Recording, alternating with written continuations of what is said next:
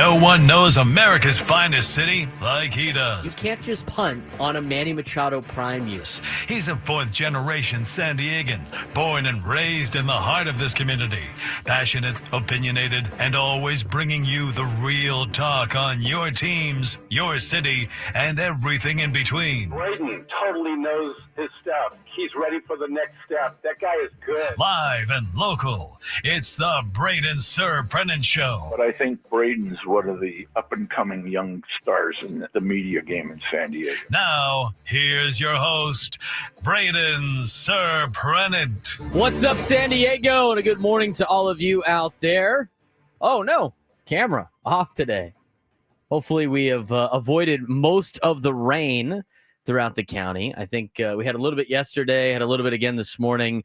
The downside, or the bad news, is even though the rain is probably subsiding here in San Diego, it's not New York.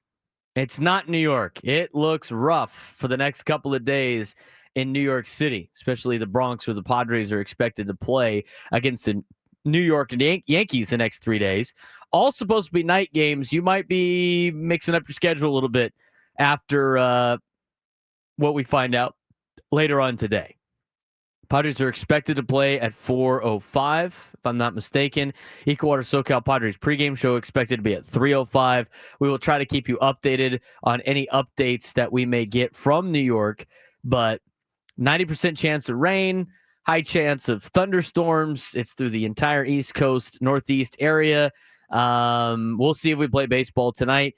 And if the Padres don't play baseball tonight, then we'll have to wait another day for Jackson Merrill. Although Frank Marchese said we might have to, tomorrow looks even worse in New York. Is that what it said? Yeah, not looking great. It's 96% chance of rain tonight and then 98 tomorrow.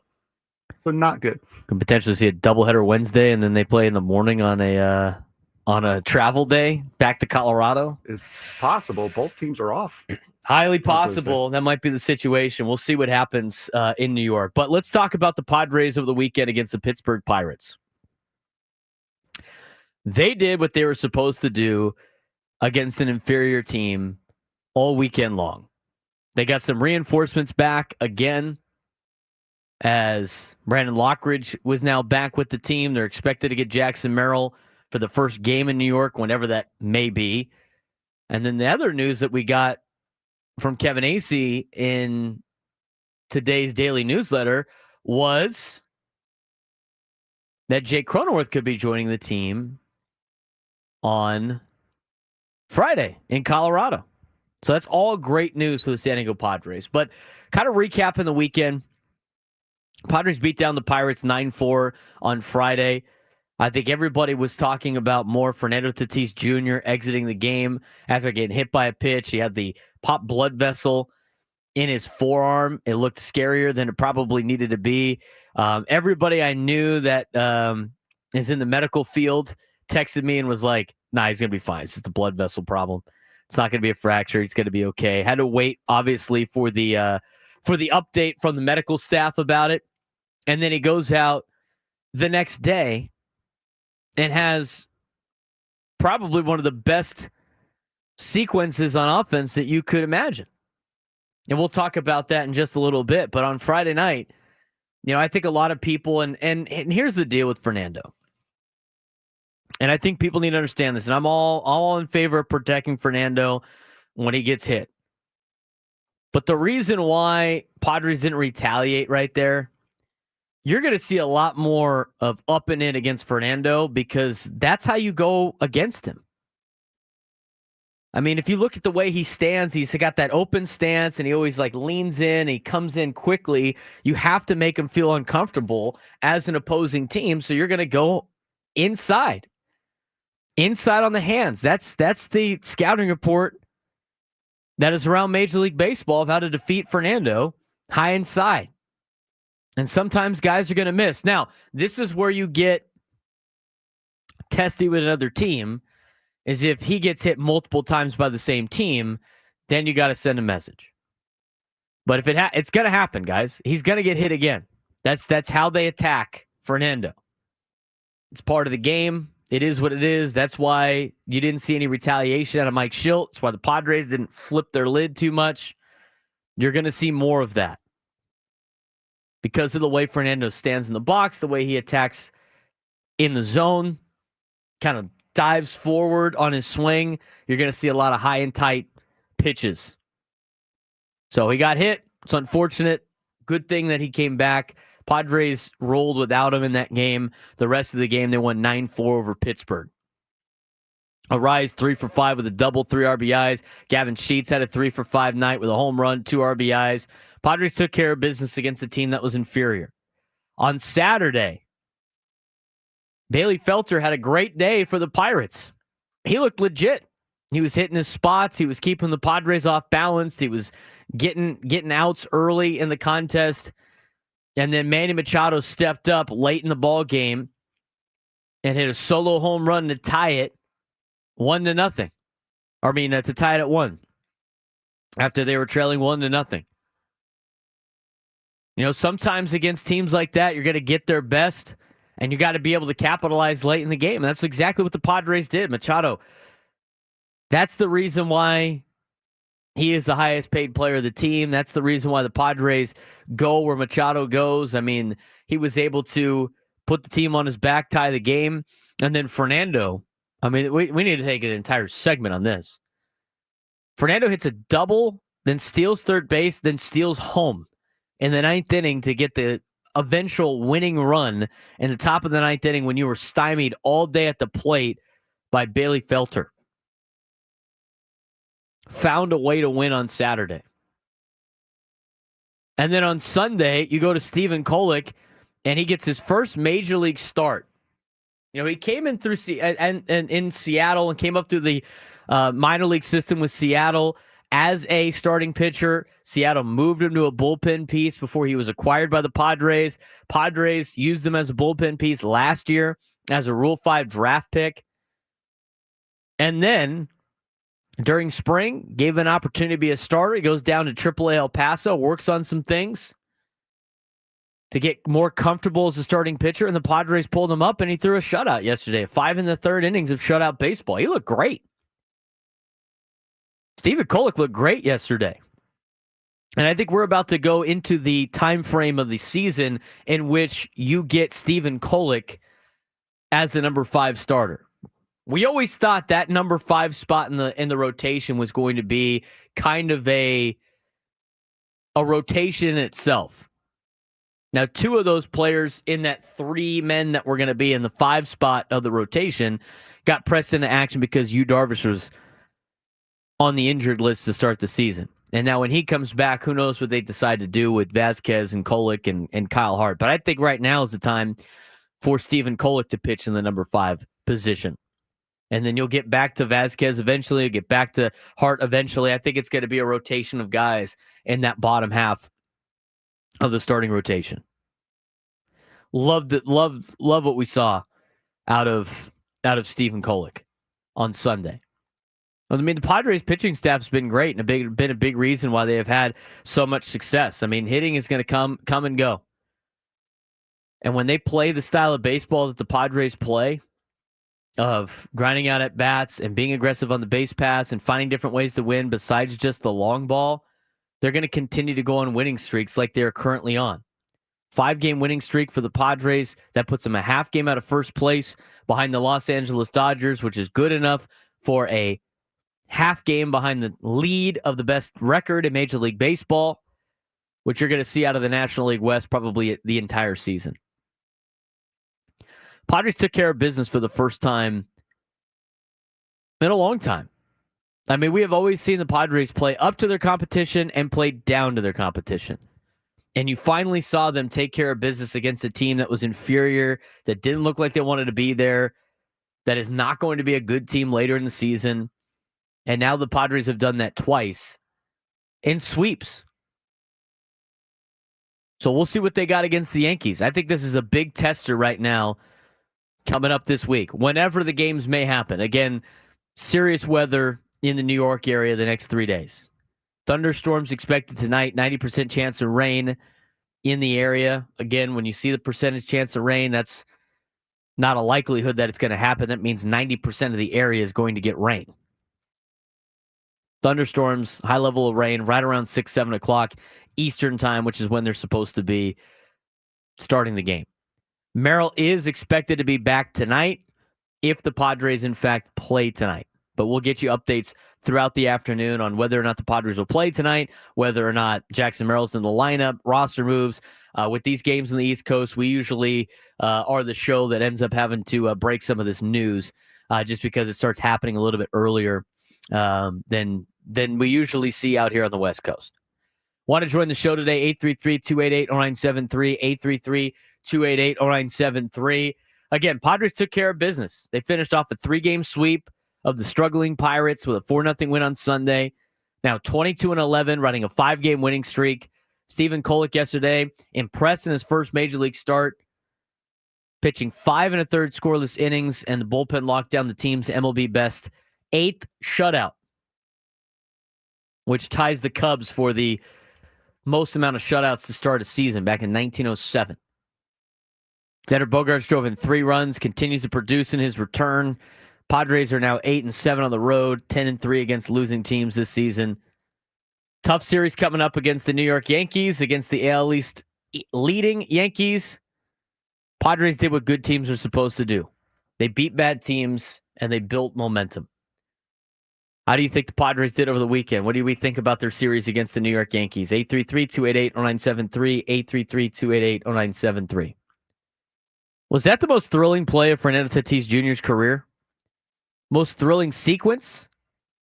We're going to talk about it when we come back and the phenomenon that has been Fernando Tatis Jr., but more importantly, what has been a start to an MVP caliber season. That comes up next on the Braden Surprenant Show, San Diego's number 1 sports station, 97.3 The Fan.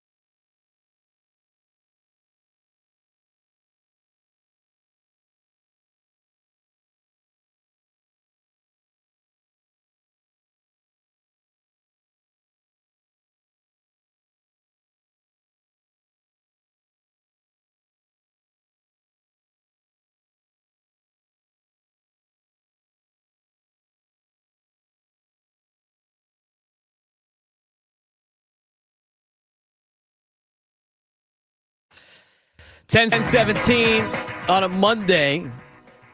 People are still upset about Xander Bogaerts. It's hilarious. He'll never be satisfied. He needs more hits now. He needs more hits. It's not disingenuous to say he continues to produce in recent form. He has had 3 RBI performances in the last 5 games played. He's got to mix an offer in there every once in a while. I do find it interesting, though. Xander Bogaerts has a 309 batting average on the road and a 183 batting average at home. 361 on base percentage on the road, 310 at home, 418 slug on the road without the home run, by the way. That was at home. And a 283 slugging percentage at home. 779 OPS on the road, 593 at home.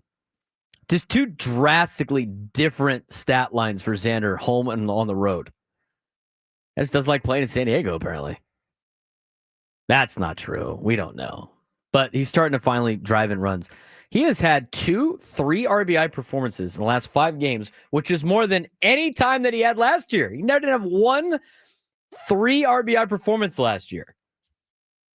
I found this quote very interesting in the daily newsletter. If you don't subscribe to it, you should. On Kevin Acey's daily newsletter. It's great. It's great. He had this quote about Xander. Xander goes, I think I'm finally figuring it out. I think I finally got it. Let's see, what's his exact quote? I got to go find his exact quote. He goes, might be onto something, he said yesterday. Bogaerts drove in 3 runs yesterday, second time doing so in 5 games. Before that, the last time he had 3 RBIs in a game was August 11th, 2023, in a span of 163 games. He drove in a run with the first inning single and 2 runs in the second inning double. Quote, today might have been the best following his on how his swing felt. Instead of like pulling off a little early, the second at bat, that might have been the game changer right there. That was a good one. And for everybody that wants to know if Xander's feeling good or not, start looking for him to hit the ball the other way. According to the article, he generally feels satisfied when he drives the ball the other way because it means his swing was timed right. But his pulling the double down the line at 109 miles an hour yesterday showed essentially the same thing. You can look at the article that Kevin Acey wrote on Friday, really Thursday, about Xander Bogaerts' struggles and where he's at. The biggest problem I have with Xander right now is the fact that he is making tweaks during his at-bats. I think that's catastrophically a bad idea. And that tells me that he's not necessarily in the greatest of headspaces when he's at the plate. So hopefully he's fixing that problem. And he starts to produce a little bit more. He's had a couple of good games. He's starting to turn things around, which is great to see. Padres fans, you're going to need this guy to produce if you want to go the places that you want to go. 833-288-0973, 833-288-0973. Let's talk about the guy that's the best player on the team and the best athlete on the field, and a reason why you can let guys struggle. His name's Fernando Tatis Jr. He's the best player out there. I don't think there's really anybody in the game that's better than him. I think there's a lot of players you can argue that are close. I think you can make the argument that the fact that Shohei Ohtani can pitch might give him an edge, but I don't think there's anybody better than him. What he was able to do yesterday was insane.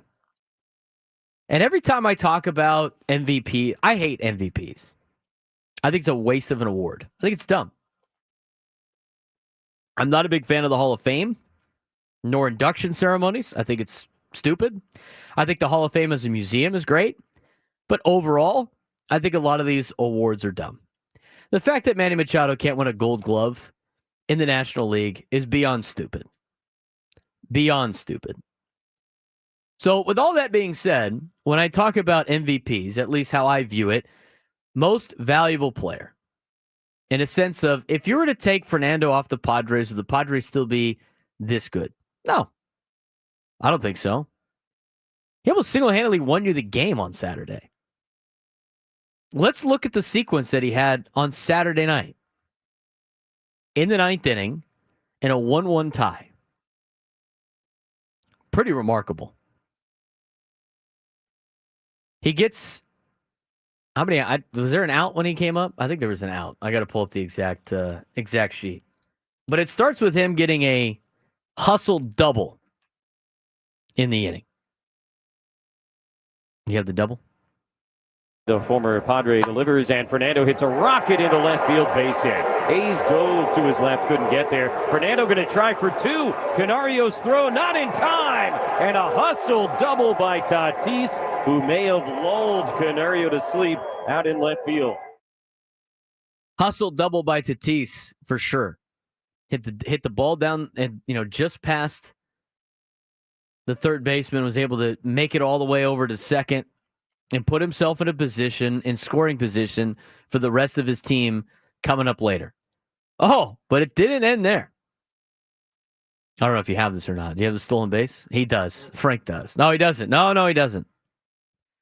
That'd have been some serious work because there's no way they would have saved that. But in the ninth inning, as he stands on second base with Manny Machado at the plate, he goes and he swipes third base. That is an aggressive play. Aggressive play in the ninth inning by swiping third base. So again, that was a double to start the inning for Fernando. Arráez grounds out, in which he has to stay at second. With one out and Manny up, Fernando steals third base. Manny then strikes out looking. And now you got 2 outs with a runner on third, and Xander Bogaerts at the plate. And Bogaerts takes in the dirt. Fernando's going to try and score. Bart picks it up, lunges for him, and he's safe! Oh, what a play! Fernando came home on a ball in the dirt that kicked maybe 2 feet away from the catcher. Bart went up the first baseline to grab it, lunged to try and tag him out, and apparently missed. Obviously, the Pirates will challenge it, but for the moment, the Padres ahead 2-1. And if this thing stands, Fernando Tatis Jr. just produced the go-ahead run all on his own. Welcome to the Fernando Tatis Jr. show. The Fernando Tatis Jr. show, it was on Saturday.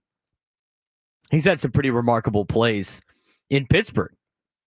He tagged up on the ball in the infield and the fly ball in the infield.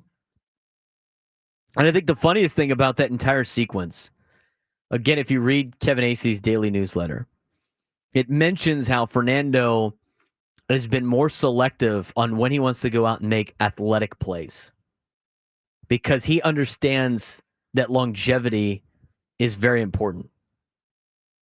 To me, it's the difference between, for all you Charger fans out there that are still around, or the ones that used to be Charger fans, the difference between LaDainian Tomlinson and Ryan Matthews. LaDainian Tomlinson understood the longevity effect and knowing that he had to be healthy for the entire year, but also an understanding in a running back position that you got to try to stay as healthy as possible if you want to last long in the NFL. And so what did he start to do? He started to run out of bounds a lot, in which people thought it was ridiculous, but at the same time, he was preserving his longevity.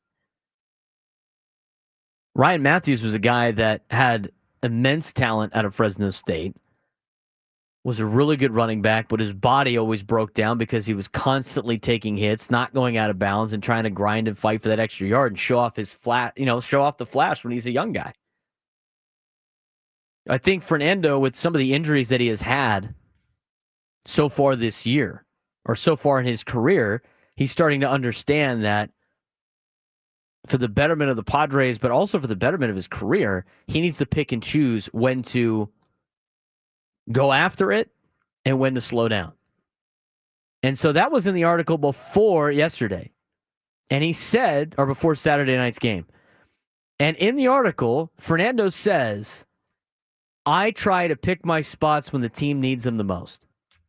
And what a time did he pick his spots. He got the double to lead off the inning. He stole third base, and then he steals home. Now, it wasn't a straight steal home, but it doesn't matter.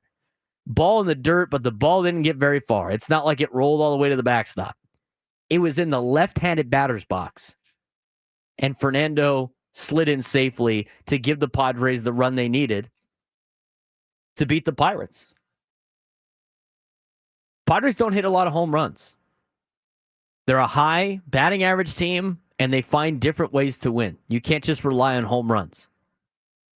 And you are finding out that the Padres and a lot of other teams in Major League Baseball are going back to this kind of traditional way of just playing ball. I think you're seeing it with some of the players that they have coming up the ranks. I mean, for a long time, Padres are looking for the best athlete in scouting. And right now, some of the players coming up are ball players. Jackson Merrill, I would consider a baseball player. He's very athletic too, but he's a baseball player. Leo DeVries is a baseball player. You need that kind of style of baseball. That's what the Cardinals used to look for when they were scouting. They were looking for the best baseball players there were, not necessarily the best athletes. And now with Mike Shildt in charge, he's got a team full of athletes that A.J. Preller's brought in, and they're playing like ball players. What Fernando did on Saturday is a big reason why they're going to have continued success throughout the season. Why Fernando Tatis Jr. is an MVP. I don't value on the statistics. To me, it's the game within the game and seeing it with my eyes when you look at MVPs. Guys putting teams on their back. You see Manny do it, and you sure as hell see Fernando Tatis Jr. do it all the time. I mean, I would imagine that's got to be a top 5 moment off the top of my head for Fernando. I don't think it's the most impressive thing he's done. I mean, he's done so many impressive things. I don't think it's the most impressive thing he's done. I mean, tagging up on pop-ups in the infield is just utterly ridiculous. But even that, like, a couple times where he should have been picked off at first base, he's just like bending like Gumby and like all over the place. Sliding back into bags. I mean, that's impressive too. Some of the plays he's made defensively are impressive. His arm speed is impressive. Some of the home runs he has hit is impressive. I mean, it's hard to come up with a list of a top 10 moments in Fernando Tatis Jr.'s history. By the way, he's only 26. I think Padres fans are finally starting to see the season that we've been expecting out of Fernando since he first debuted back in 2019. And you're hoping, and you're knocking on wood, that he can stay healthy the entire year. I think you got a little bit of a scare on Saturday. And the thing is, you're still going to, like I told people earlier in the first segment, the way to attack Fernando, if you're a pitching staff, and the thing is, Padres fans, is the Padres would be in the exact same thing if Fernando was on another team. It's high and tight, so he's going to get a lot of fastballs in on him. That's the only way to make him feel uncomfortable, to try to prevent him from doing very incredible things. When you get upset is when the same team hits him over and over and over again. That's when it's time to be upset. But it happens. It's part of the game. So I was hot on Saturday when I saw that, and then, talking to some baseball people and talked me off the ledge. I understand where they're coming from. I mean, why incite more problems than you need to have? Fernando's okay. We're moving on. But the Padres are finally doing things that they need to be doing, and it starts with guys like Fernando, and it starts with guys like Manny, and those are the two that lead the way. Manny did it with a home run. He's starting to really heat up right now, which is great. It was also in Kevin Acey's article about Manny Machado and being able to get going. He goes on a absolute heater multiple times throughout the year. And the fact that the Padres, by the way, are off to such a great start, and Manny hasn't even played even up to his level, is really impressive. Now, it's a better April than he usually has had. But that being said, it's still not the best that he's ever had, and the Padres are still winning tons of games. Still a half game out of first place of the entire, not just the division, but all of Major League Baseball. Now, there's some things to be worried about when it comes to the Padres team. A very top-heavy lineup. Bullpen is pitching to an almost unsustainable level. But what's actually happening really well, that's working out really well for the Padres, is they're getting a lot of contributions from players like Stephen Kolek, who we'll talk about later. He had a great weekend, or a great Saturday or Sunday yesterday in a spot start.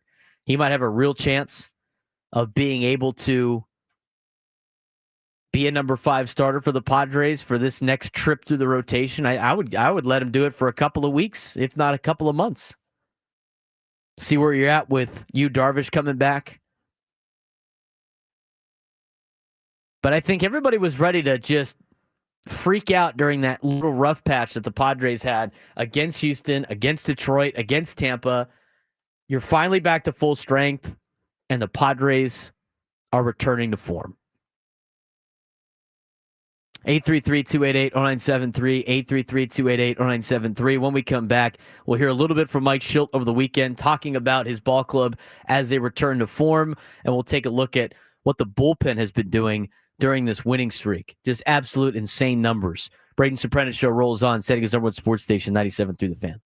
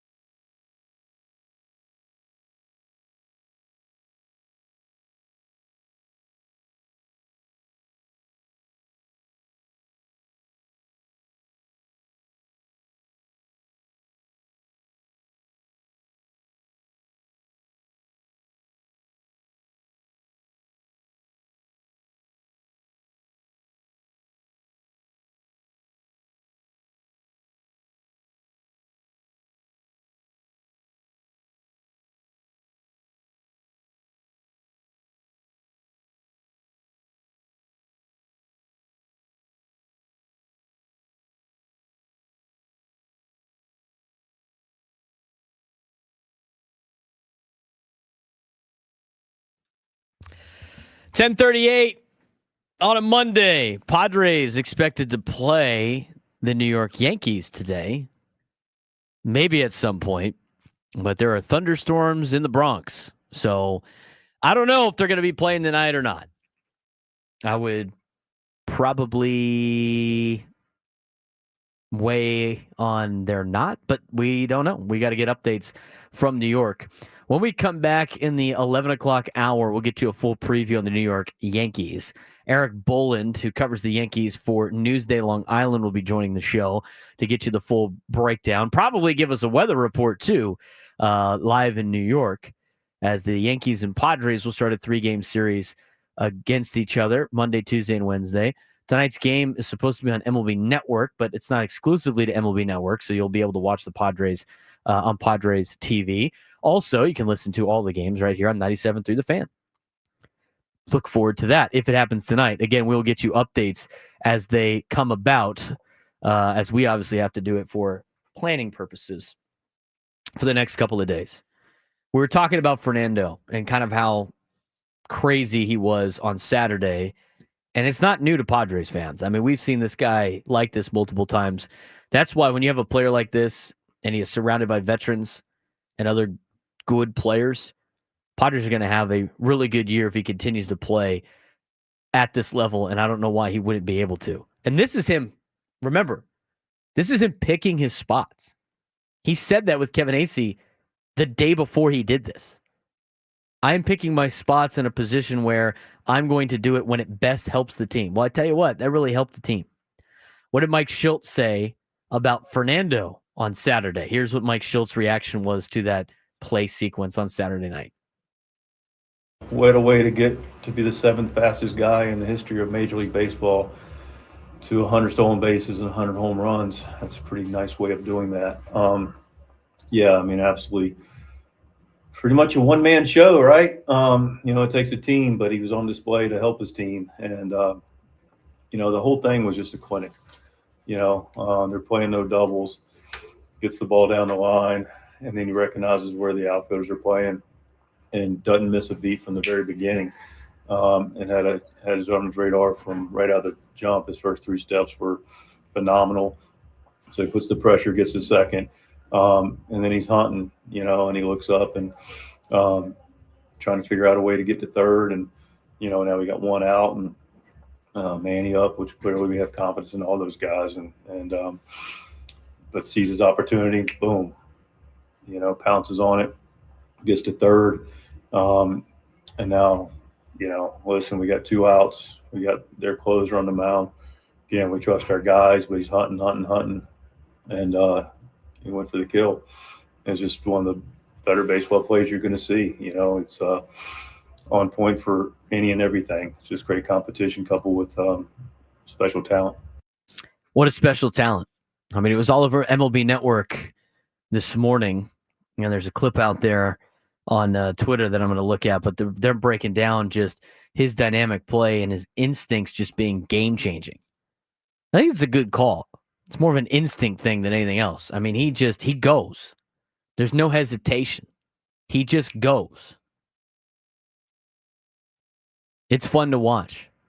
And so whenever the Padres play the Yankees at some point, obviously with some rain in the area, it's going to be fun to watch him play. And Jackson Merrill's expected to be back, and the Padres are 2 players away from being at full strength, with Jake Cronenworth expected to join the team on Friday against the Rockies, and then hopefully Yu Darvish by the end of the month. I mean, look how much different this team plays at full strength, or at least just getting a couple guys back. I mean, with Luis Arráez, the Padres' record is insane. I got it sent to me like 15 times. I should have it memorized by now. But I got it last night. Padres are 21-6 when Luis Arráez is in the lineup. We haven't talked about him. I mean, he's been contributing for the Padres. He's hitting over 300 already again. Starting the season 0 for 16. Manny's flirting with 300. Tatis is well over 300. And you're getting just enough out of an offense that's, run scoring wise is in the bottom third of Major League Baseball. A lot of that has to do with the fact that the bullpen's been great. And the starting staff and the pitching staff has been exquisite.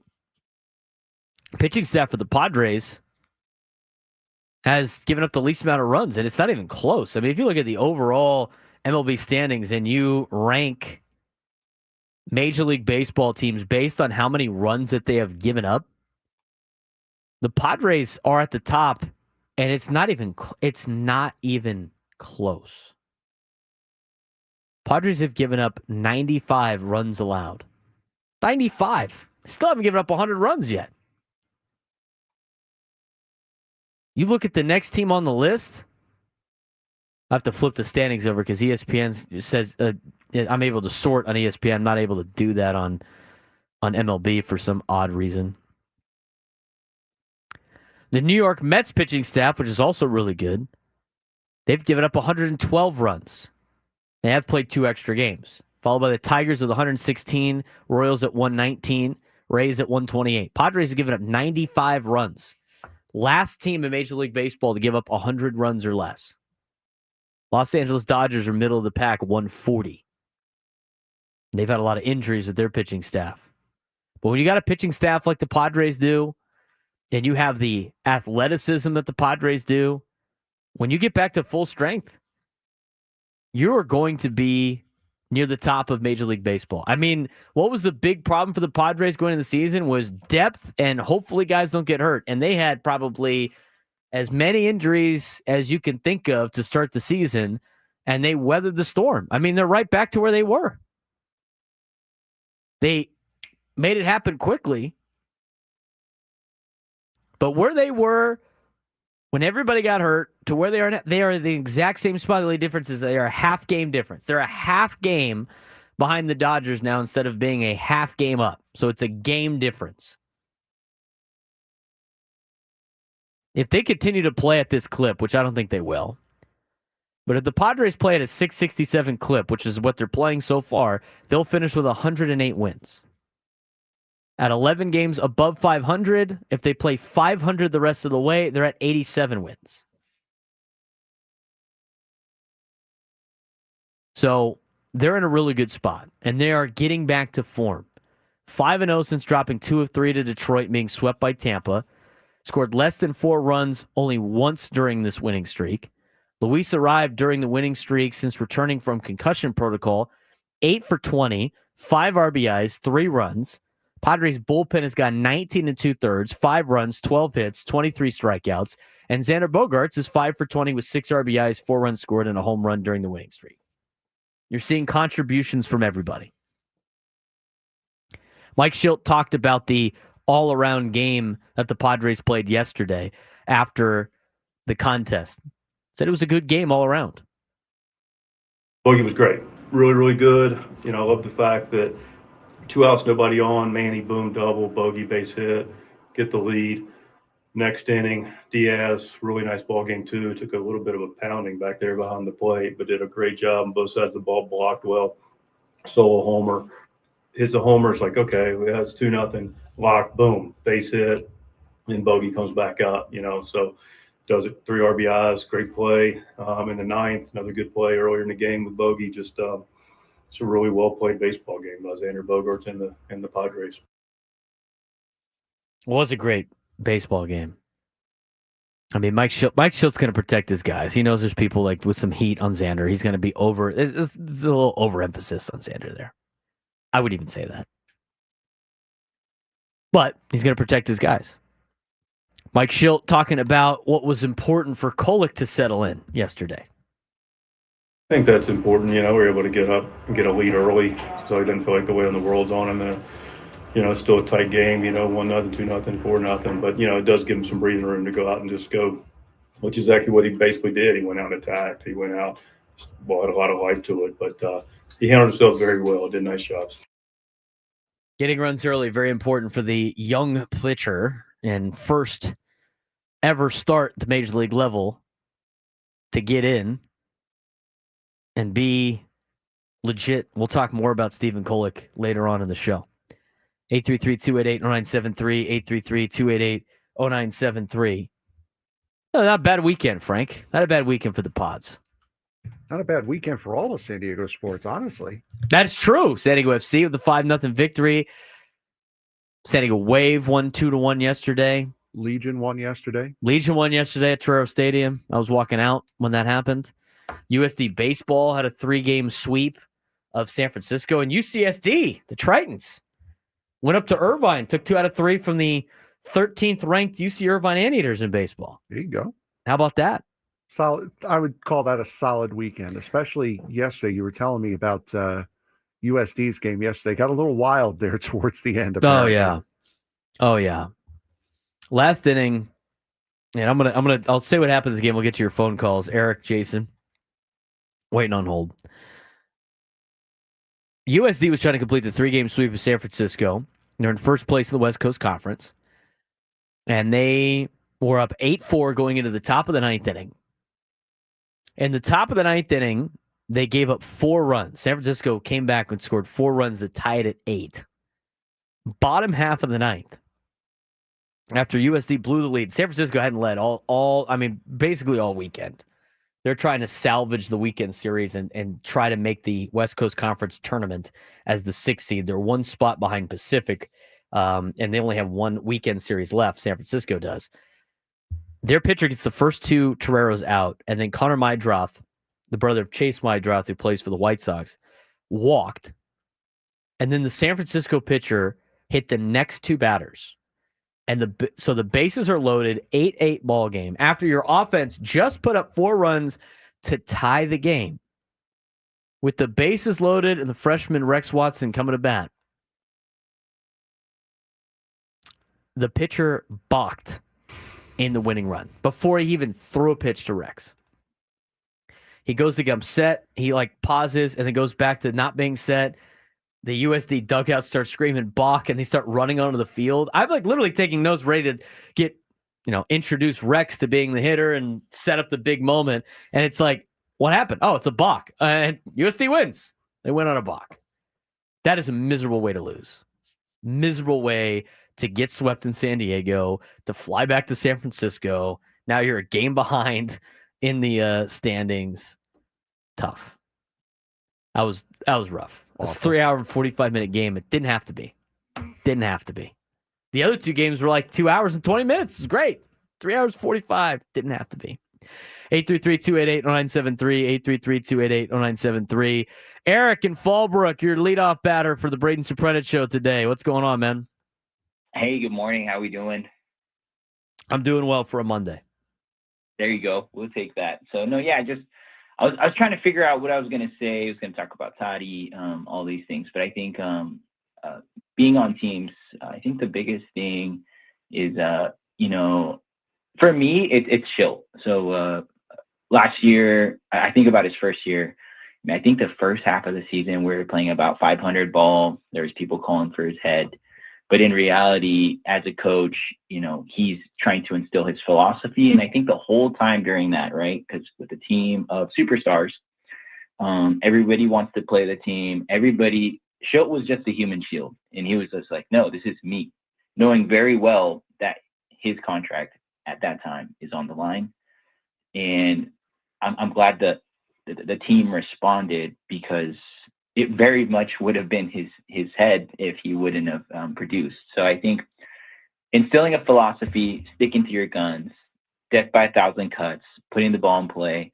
I think the main thing out of all of this to me has been maintaining Schilt, because when you have somebody steering the ship, sometimes the people in the ship don't know where it's going, but I know that the captain that's driving it, as long as I do my part, we're going to get to where we want to go. So I think that's something huge for me. The baseball is heating up. Hopefully the weather starts heating up too. And yeah, I just want to go in and say that. And I just wanted to highlight Schilt. Schilt has been nothing short of amazing. And I think we're lucky to have him. Erik, you're spot on, man. I appreciate the phone call, dude. I mean, Mike Schilt weathered the storm last year, right? Weathered the storm. I think there's something to be said about instilling the style of play he wanted to see and style of play that he wanted to be. I mean, it's tough to just kind of take over. Again, I think a lot of people just assume that it's baseball and you could just flip a switch and everything like that, even though the Padres have kind of done that since getting players back. But I agree with the sense of the style of play that Mike Schilt likes to play. Started last season. at game 101. They finally clicked into it, and it rolled to the second half of the season, and now it's rolling here in the beginning part of the season. And I think that's a big reason why the Padres have had a lot of success. Yeah, I mean, he overly defends his guys in the media, and sometimes the media gets disgruntled with Mike Schilt. But you know what? As long as the players like him, and he can get all those guys to buy into their philosophy and their style of play, and I think the coaching staff has been phenomenal for the San Diego Padres. You got to like what you're seeing, and you got to stick to your process that you know works and will have success. You know, Mikey Vargas said that on Saturday after the San Diego FC game. He said at the beginning part of his press conference, and we'll talk about San Diego FC later on in the show. They beat FC Dallas 5-0. He said at the beginning, he said, look, we had a rough patch there, but we knew that what we were doing is right, and we have to stick to our style of play and how we do things, and it's going to work out for us if we continue with the process. Process over results. You're hearing that from Mike Schilt. You're hearing that from Mikey Vargas, and you're hearing that from a lot of teams here in town in San Diego. So you shouldn't be surprised that San Diego had a good weekend last weekend. 833-288-0973, 833-288-0973. When we come back, we'll get you a full preview on the New York Yankees. Erik Boland, Yankees beat writer from Newsday, Long Island, joins me next on the Braden Surprenant Show, San Diego's #1 sports station, 97.3 The Fan.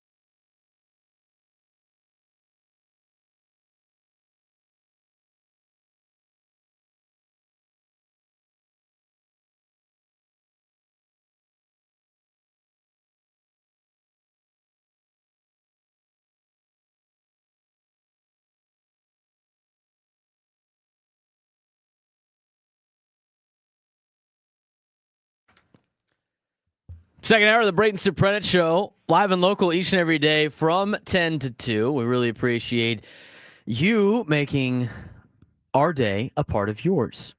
If you haven't done so already, you can follow us on social media at B_SURP. You can also follow us on our new show Twitter, B_SURP show, B-SURP show. Be sure to follow 97 Through the Fan SD as well. And you can follow us live on YouTube. Everybody on the YouTube chat, we really appreciate that. Give us a like if you haven't done so already. You can follow me on YouTube and on all social media at B_SURP at B-SURP.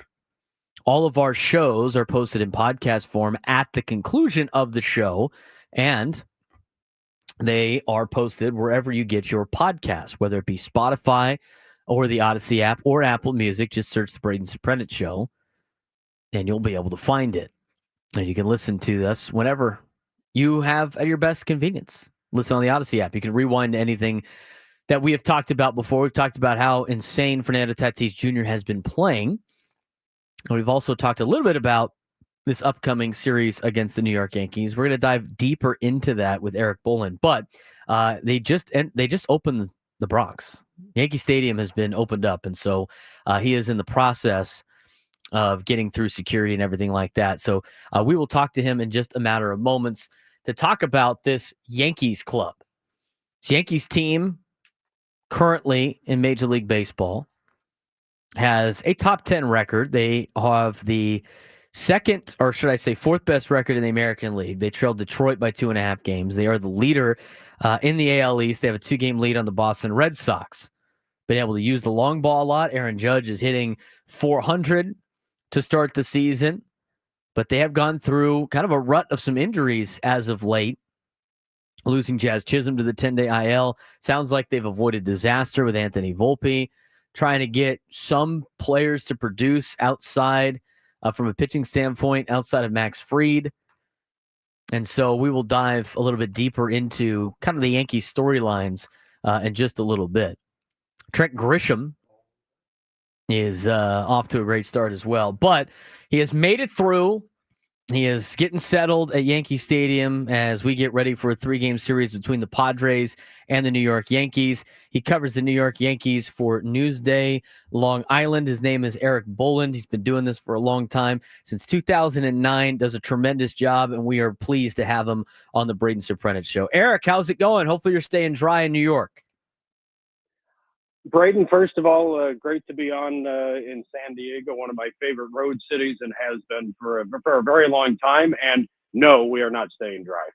Well, that's where I kind of want to start before we really dive into the series is, it sounds like there's thunderstorms in the area. I'm sure our engineer who is out there and probably setting up will give us multiple updates throughout the day. But what is the likelihood that we even play baseball tonight in New York? Yeah, Braden, I mean, it certainly doesn't look very promising at all. I mean, I know the teams both have a mutual off day on Thursday, so maybe if tonight gets rained out, they play tomorrow night, and then certainly on Wednesday, and then maybe make it up on Thursday. Wednesday is supposed to be pretty nice the whole day, so you could potentially have a double header on Wednesday. Obviously, they're bringing everyone to the ballpark so far anyway. I mean, the email could come at any moment saying that the game has been postponed. But, as of now, they're, planning to have a regular pregame without batting practice, certainly. And they think that maybe it'll lighten up enough that they can, start this thing sometime around, 7 o'clock Eastern time. But I got to say, I mean, I've lived in New York, been in New York for a very, very long time, covered the Yankees, as you mentioned, for a long time. And this is one of those rains that just doesn't seem like it's going to go away anytime soon. Erik Boland, who covers the New York Yankees for Newsday Long Island, joining us on the Braden Surprenant Show. Well, I have to get the rain update. We usually don't have rain in San Diego. We don't know what a rain delay is out here on the West Coast in Southern California. But let's talk about the Bronx Bombers. Obviously, the big storylines, I think, coming into this series, and there's a lot of them with the Yankees, but most notably has been some of the injuries that they have had as of late. Jazz Chisholm Jr. went on the injured list. It sounds like they've avoided a potential disaster with Anthony Volpe, but they did make a roster move to pull up George Lombard Jr. in the process. Obviously, with some of the injuries to start the year, injury bug hasn't been too great for the Yankees so far in 2025. No, it hasn't been, and obviously you go back to spring training with losing Garrett Cole for the entire season, Tommy John surgery, and Luis Gil is the reigning AL Rookie of the Year, lost for the first 3 months at least of the season with a significant right lat strain, and 3 months might be at the low end of that, though indications are his rehab is going fine. But the Jazz Chisholm injury. An oblique, we all know how long those can take right now. The time frame for him is roughly 4 to 6 weeks, and they really don't have a whole lot of depth in terms of everyday options that you would be comfortable with if you're the Yankees or a Yankee fan, of guys that you would feel good about putting in there 5, 6, 7 days. And all of a sudden, DJ LeMahieu, who most of the fan base had given up on really probably 2 years ago, he's in a rehab assignment right now, started the year on the IL with a calf injury. He's in his second week of rehab games right now in the minor leagues. And, a lot of fans, again, were probably like, hey, no rush on that. They need DJ LeMahieu because he's a guy that if he is healthy, you put at second base and you're comfortable there with what you get in the field. And he is a multiple-time batting champion, and you hope at 36 years old, if you're the Yankees, that maybe he can recapture some of that form. But he still is, and I wrote this in Newsday this morning, DJ at 60% is still better as an everyday option than anybody that they currently have on their roster, and they really don't have a lot of good options in that regard in their minor leagues. So, lucky it seems like so far with Anthony Volpe, but if they were to lose him for a significant amount of time, along with Jazz Chisholm, the middle and the infield would be, I don't want to say disaster. That might be overstating a little bit, but something a little bit less than a disaster, but not good. Well, in the absence, Aaron Judge has done a really good job. I mean, he is a MVP for a reason, Erik, and he's hit .423 already to start the year, 11 home runs, 1296 OPS. Out here, we get to watch Fernando Tatis Jr. do a lot of impressive things. What's it like covering Aaron Judge? Yeah, I get asked that a lot. And as you mentioned in the open, I've covered the Yankees since 2009. So I've covered Judge since he was drafted in 2013 and then made his debut in 2016. And then, of course, really his breakout season in 2017 when he hit the then rookie record 52 home runs. I've said this when I've been asked that very question, that it must be the way the writers and reporters felt back when they covered Mickey Mantle, where, this guy just is seemingly so much better than everyone else. And it's not just the number of home runs, it's the prodigious nature of them and the big spots that they come in. Now, certainly it has not happened in the playoffs. That is definitely on his career resume, something that's been lacking. But, the regular seasons that he's put together when he's been healthy, he's right now a first ballot Hall of Famer, hands down, with no question whatsoever about that. I would certainly argue, pretty strenuously, anyone that would say that he's not, when you just look at the numbers he's put up when he's been able to be healthy. But, look, I mean, I'm not a Yankee fan. I didn't grow up a Yankee fan. This is a job. I get paid the same whether the Yankees win or lose.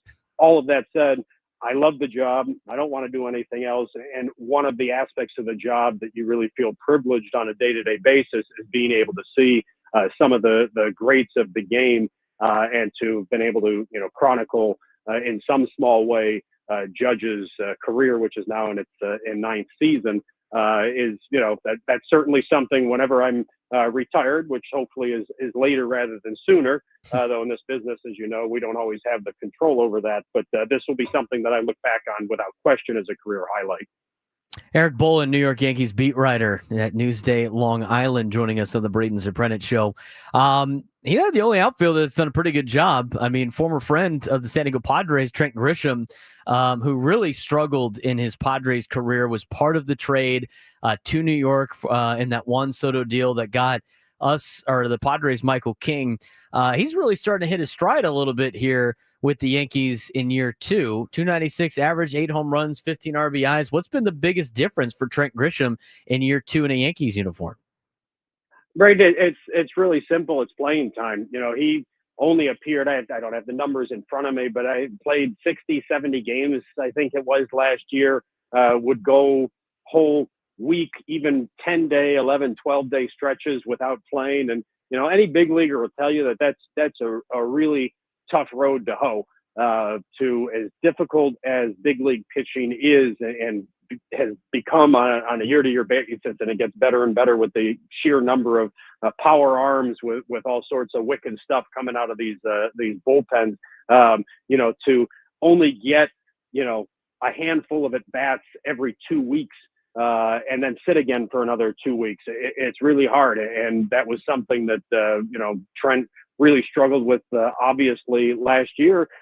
This year, for a variety of reasons, the roster construction worked out to where they were able to play him regularly, and he's taken advantage of it. But there's no big scientific swing analysis to undertake or anything like that with him. And I remember actually talking to Jace Tingler, who managed Trent a little bit in San Diego. I've known Jace a very long time, and I talking to him on the phone after that trade a couple of off seasons ago. And he even mentioned that. He said, the thing with Trent is he's got to be in there, pretty regularly to take advantage of what his skill set is. And look, is he a 300 plus hitter with a 900 plus OPS, what we've seen so far? And he's got the, 8 home runs, which is, tied for second on the Yankees roster. Is he that kind of a player? Probably not, but certainly better than what he showed last year. And again, it all comes down to getting somewhat regular at bats. Pitcher on Tuesday, or the second game whenever it is played due to weather out there in New York, Erik, will be Michael King, former New York Yankee. We talked to him a little bit about it before they left on the road trip about his next start. Being at Yankee Stadium, kind of had some mixed emotions about it. He said the biggest challenge for him is not laughing when Aaron Judge comes to bat because they're still really good friends. How do you think Michael King's return to Yankee Stadium will go, and being a visitor for the first time, and what do you expect for Michael King back at Yankee Stadium since you've covered him for a while? Yeah, look, I remember talking when Michael was establishing himself in the big leagues a few years ago as a bullpen stud for the Yankees. He was kind of a swing guy, but really was a multi-inning pitcher that they would bring in specific circumstances. The starter was struggling in the 5th inning. There are a couple of runners on. They bring King in, he'd get a couple of big strikeouts, and then throw 3 scoreless innings, dominate, 9 up, 9 down, whatever. And it was an invaluable role for that year. But Michael never made any bones about it that he wanted to be a big league starter. And I remember talking to Garrett Cole about King a few years back before he had started starting. And Cole, I remember very explicitly him saying, this kid's got everything you look for to be not only a good big league starter, but a great one. And I think that, obviously Michael grew up a Yankees fan, family's from the Northeast. I'm not telling you guys anything that you don't know. I'm sure he said it as well.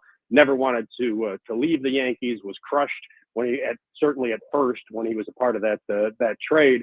But getting traded to San Diego allowed him the opportunity to develop into what he's developed into, which is a frontline starter. And I can tell you, the Yankees, when they were talking to A.J. Preller about that trade, they basically were pleading with A.J., take anybody off of our roster from the big league level to all the way single A, anybody but Michael King. We'll give you 10 prospects. Just don't take Michael King. They wanted to do everything they could to avoid King being a part of that trade because, they saw the potential that you guys in San Diego have ended up of seeing. And I don't think there's any reason to expect, yes, he'll have mixed emotions. He's, still close with quite a few guys in that clubhouse. And you mentioned, Aaron Judge certainly at the head of that list. But between the lines, he's one of the great competitors that I have covered. Even, just covering him a handful of seasons, you could see that in him as a young pitcher. And when I started covering this beat, that was the last vestiges of the Mariano Rivera, Derek Jeter, Andy Pettitte. I could go down the line. Those dynasty teams who are great competitors, and Michael King between the lines is I believe cut from that same ilk. So yeah, there'll be mixed emotions. I'm sure he'll have some family down here from the Boston area. But once the game starts, I would expect Michael to probably perform about the way that he's performed so far this year, which has been pretty damn good. Erik, I appreciate the time, man. Hopefully we get a couple ball games in this week. I know it's going to be tough with the rain, but continued success in covering the Yankees. Look forward to talking to you again.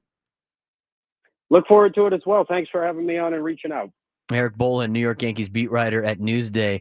Long Island, give us a very informative report, and we really appreciate his time. We'll get you more of a preview of the Padres and the Yankees, how the starting pitchers lay out, and everything like that when we come back. If you want to join the show, 833-288-0973, 833-288-0973. Jason Encinitas will get to you when we come back on the Braden Surprenant Show, sending us our one sports station, 97 through the Fan.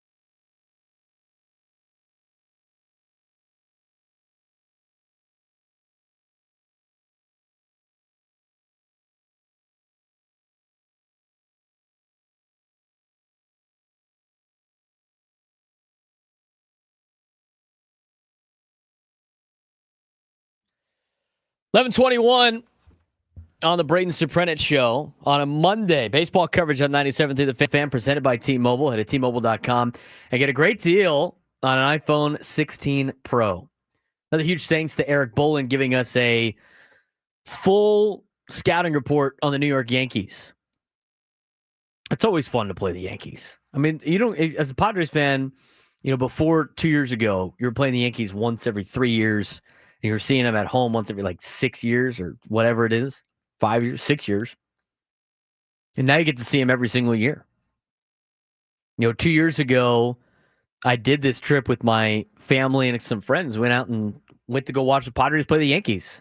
It's an excuse to go to New York, check out Yankee Stadium, did the tour, did a lot of sightseeing stuff. It was over Memorial Day weekend. It's the first year that the Padres aren't playing the Yankees over Memorial Day weekend for the last couple of years. And always a cool thing to see. It just feels different when you're playing a team that usually gets this much publicity all the time, like the New York Yankees. So it'll be a fun 3 days. Padres going with their best three pitchers against the Yankees in Pivetta, King, and Dylan Cease. Should be a fun week in New York as long as the rain subsides, which who knows?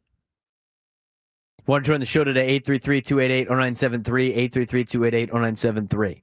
I see Jason and Encinitas on our chart. Jason, what's going on, man? You're on the Braden Surprenant Show. Hey, Braden. Wanted to chat a little bit about what we saw from Fernando on Saturday morning or afternoon, whatever it was, and the elite athleticism is obviously there. But what I really wanted to talk about is that what he did as a microcosm of his maturation. And I think a few years ago, when he had the infamous scooter accident and then followed up by the PED issue, I was openly wondering if this contract was going to be an anchor on the Padres for a long time to come.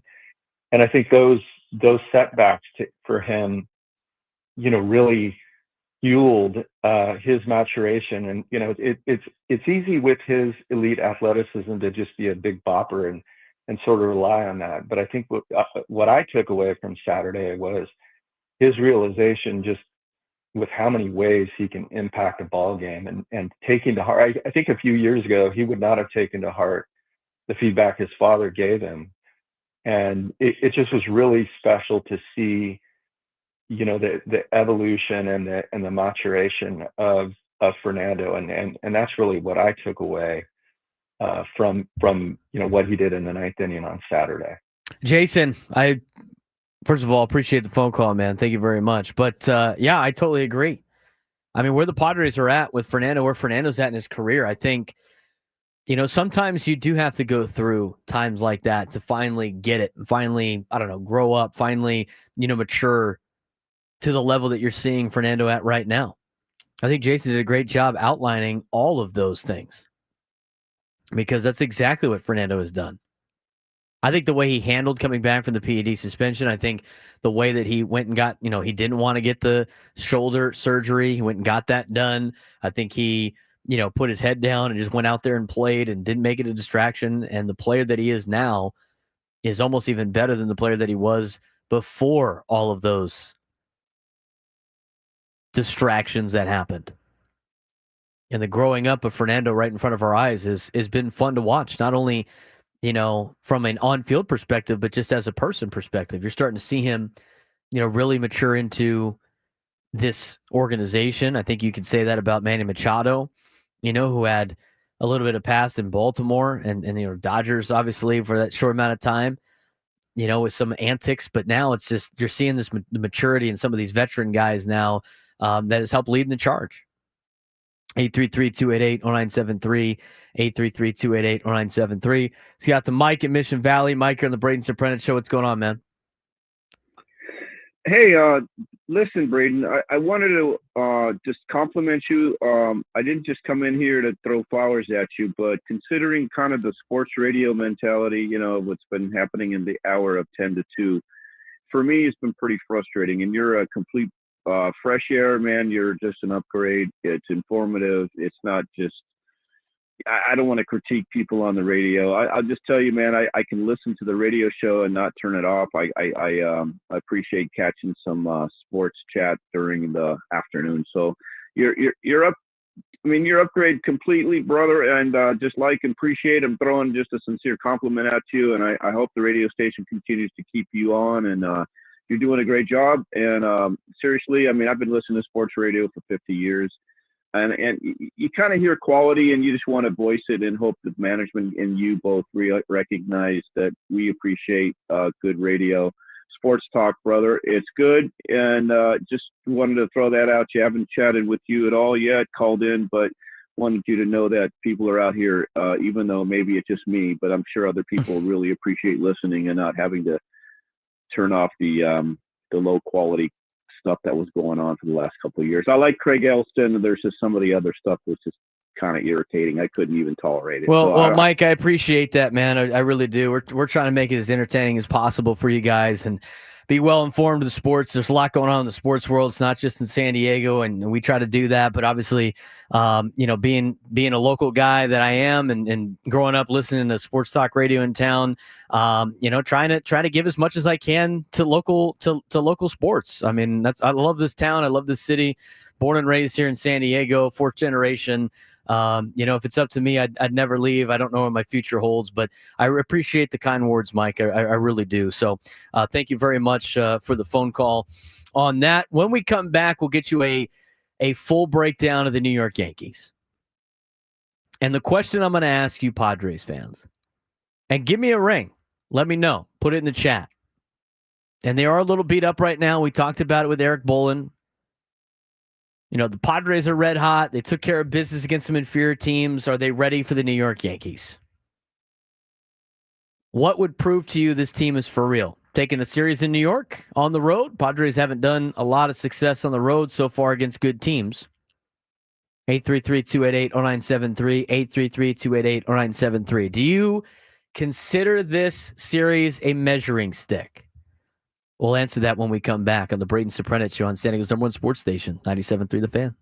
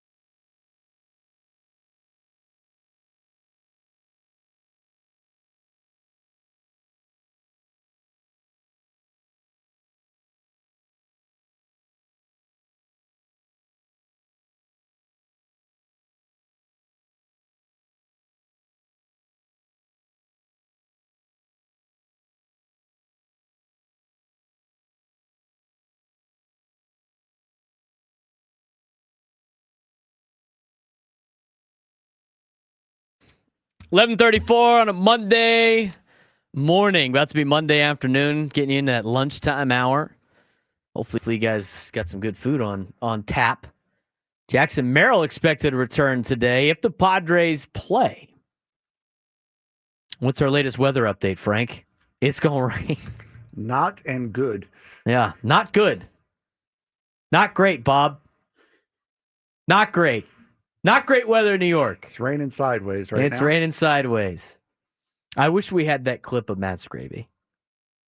Have you ever heard that clip of Matt Scraby? I have not. They're doing it's Gwen and Chris, and it's raining hard outside, and Scraby's in the middle of whatever he's doing, and then just flat out goes, "Wow, it's raining really hard outside. It's coming in sideways," like just out of the blue. It used to be a drop for a while. It might still be in wide orbit in the system, or Scraby has deleted it forever. Banished it. It is hilarious. I think we got to go find it. And anytime there's any type of especially for weather now, yeah. issues, hit the drop. Adam thinks it might be on the Gwen and Chris hotkeys. So during a break, if you want to be adventurous and look for it, and we can have it.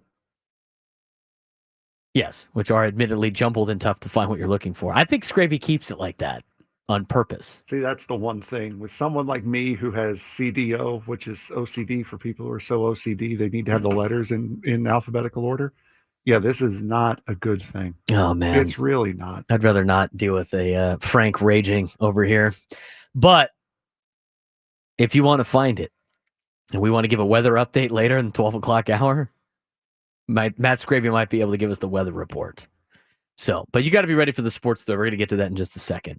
833-288-0973, 833-288-0973. Before we break down the New York Yankees, whether or not it's a measuring stick for the Padres, I don't think it's too much of a measuring stick. Padres, I mean, I thought the Cubs were kind of a measuring stick. You split with them. The Padres have played some good teams already. You know, the Yankees at this point are not at full strength, so it's a little bit different. But it'd be nice to take 2 out of 3 from the Yankees, a team that you haven't done that in the last 2 years. 833-288-0973, 833-288-0973. Let's get to Marcus in Menifee. Marcus, what's up, dude? Hey, how you doing, Braden? I'm doing well, man. Happy Monday. Happy Monday. What do you got for me today? Well, this question I think is very good to hear the opinion from Frank because his Mets unfortunately signed Soto. So, Frank, how do we match up against the Yankees? What do you think? Very well. I think the pitching is very good. I think that'll work very nicely against the Yankee lineup that certainly is not at its best. You heard Erik Boland talk about the amount of injuries that they have and how weak their replacements are. Your biggest thing you have to worry about is I've seen a lot of deep fly balls in the corners at Petco this year, whether it be the right or left corner. And as we all know, Yankee Stadium is a little league ballpark, and those fences are about 200 feet away. So those fly ball outs in the corners that you were getting here are going to be home runs there. That's a fact. Marcus, appreciate the phone call, man. Is it extra sweet, Frank? That I know where that Yankees? Is it extra sweet that it's against the Yankees for you? As a Mets fan? I mean, it's nice whenever the Yankees lose. I don't care if it's the White Sox, if it's the Rockies. I don't care. As long as the Yankees lose, I'm good. As Tricky D said. Yeah, I can actually hit a slow pitch ball out at Yankee Stadium. I think the fences are further in than at the Poway Sportsplex. Yankee Stadium's a bandbox, and every time I mention that, Yankees fans go, "Well, we have I got to be careful what I say here. The gaps are the biggest in Major League Baseball." That's always the argument. Oh, sick. Yeah, but if it's like 295 down the right field line, does it really matter? Before we get to the sports thread, let's talk about this New York Yankees team. They're 19-15 on the year. That's first in the AL East. They got a plus 52 run differential, torpedo bats. That's been a big non-factor anymore. That was like a flavor of the 2 weeks. Especially when both guys using the torpedo bats are hitting under 220. Not working anymore, is it? It's almost like Anthony Volpe isn't good enough to be a major league ball player, as everyone's been saying. But, hey, torpedo bat. I digress, Frank. Plus 52 run differential. They're 11-8 Yankee Stadium. Haven't been that great. They're coming off of a series loss to the Tampa Bay Rays. Even though they're off to a strong start, they're leading the AL East by 2 games despite some recent inconsistency. Padres might be playing them at the right time. Offense has powered them through a wave of injuries, leading Major League Baseball in slugging percentage and OPS. Lineup is top-heavy but extremely dangerous, led by MVP-level production from Aaron Judge. Is it 420 something? What is he? 425? What did we put on the show? What is he hitting? 423? 423. Insane. Despite him hitting 423. And surprisingly strong numbers from Trent Grisham and rookie Ben Rice. Now, hopefully Trent Grisham doesn't kill you all weekend or all week. That would be rough. They're doing a full Yankees-Padres breakdown today on MLB Network, talking about the starting rotation comparisons, lineup comparisons, bullpen comparisons, everything like that. Pitching staff is unbalanced. Their rotation ERA is 4.07. It's 17th best in baseball, so the Padres got to try to jump on the rotation ERA. They do have to deal with Max Fried, who's been electric. Bullpen ERA, 3.03, 7th best in baseball. Injuries to Garrett Cole and Marcus Stroman have left the rotation with questions behind Fried and Rodon, both of whom are carrying heavy workloads early in the year. You will see both of those players. Rodon is expected to pitch today, whatever that means, if you even play. And Fried is expected to pitch Wednesday. Again, whatever that means, because we don't know what the schedule is going to be like this week. Trending players, Aaron Judge, 3 homers, 1598 OPS over 6 games. He's locked in. Cody Bellinger, 931 OPS in his last 6 games, starting to heat up. Paul Goldschmidt, veteran presence. Oh, no. Why did they do that? MLB Network played the dudes that sang on KUSI on the show. Can we get rid of that? Do we have to continue to play that? See what these guys did? And they're rightly laughing at it too. We don't know what they're saying. It's on mute, but yes, I don't think they're downloading it to their phone. I'm done with that. Those guys got some unnecessary ridicule as well. But at the same time, are we past this by now? Are we past the... I don't even know what the song... I have blanked it out of my memory because I don't want to hear it. But anyway, I digress. Austin Wells, catcher for the Yankees, couple home runs last 6 games, but he's only hitting $190. Devin Williams lost the closer role, 8.18 ERA, but has tossed 3 scoreless frames last week. Mark Leiter's been shaky of late, 2 runs allowed over 1 1/3. You're going to see Carlos Rodon tonight. If they play, 4-3 with a 3.43 ERA, leads Major League Baseball in hits per 9, 52 strikeouts and 44 2/3 innings pitched. 3 straight quality starts with a 0.9. They're playing it again. I can't believe it. They're full screening it this time as they go to break. That's great. Love you guys too. Thank you. Why? Things are going well for the Padres too. Do we have to continue to play the gentleman that sang the song before the playoffs on KUSI, where then everything went to a screeching halt? Was that 2022? Yes, that was right before 2 years ago. Before 3 the years ago Phillies series. If you needed a reason not to watch the game on MLB Network, I wonder who they're going to be rooting for tonight. Spoken like a true Mets fan. Okay, Rodon against the Padres, 2.88 ERA in his 4 career starts. Clark Schmidt will pitch Tuesday or game 2, whenever it is, and Max Fried's expected to pitch Wednesday. Lineup strength is their top 4 hitters with 8 home runs already. Judge has 11. Grisham and Rice both have 8. Volpe's got 5. Depth, versatile contributors like Ben Rice, 920 OPS. Trent Grisham, 979 OPS. Righty-lefty mix with solid on-base guys throughout the lineup. Starting rotation has been their problem behind Fried and Rodon. Guess who you get to face? Fried and Rodon. Injuries and inconsistency plague the staff. Closer instability. Devin Williams struggles. 8.18 ERA as mentioned before.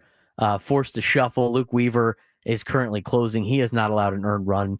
No Garrett Cole. No Marcus Stroman. No Giancarlo Stanton. No Jazz Chisholm. no Jonathan Loáisiga, Volpe's day-to-day. You might be getting the Yankees at the right time. All those players are out. Don't expect any of these players to come back during the series. Maybe Anthony Volpe is his day-to-day, but they just pulled up George Lombard Jr. As a potential replacement. We'll take a deeper look at the Padres and Yankees series coming up in the 1 o'clock hour, but it is time for today's sports thread. What's going on the rest of Major League Baseball? You know that group chat, the one that's always blowing up with the biggest sports takes, debates, and breaking news? You got barbecue back there, and you didn't invite me? Yeah, we've got that too. Welcome to the Sports Thread, where we break down the top 5 stories in sports, just like you would with your crew. Oh no! Disaster! What a bad idea! No filters, no silence, just real talk. All right, we got Frank Marchese now officially with us for the rest of time. Frank Marchese. Big congratulations to Frank. Where's the round of applause, Frank, for yourself? You got the applause things on there? It's about... There we go. So now it's your first official sports thread. We don't count last week. Okay, fair enough. So let's get right on into Number 1. You got off to a great start with the guest, too. Erik didn't answer the first time and then had to go through security. So hopefully no mess-ups here in the sports thread, buddy. No, hopefully not. We begin today with where the there it is already. We begin today with where the Padres just left. During Wednesday's game between the Pittsburgh Pirates and Chicago Cubs, a fan fell from the 21-foot high Clemente wall in right field after a go-ahead double by Andrew McCutchen in the 7th inning. The fan, who has been identified as 20-year-old Kevin Markwood, was rushed to Allegheny General Hospital in critical condition. We are happy to say that Markwood's condition has made, quote, significant progress, according to Jennifer Phillips, who said a GoFundMe for Markwood.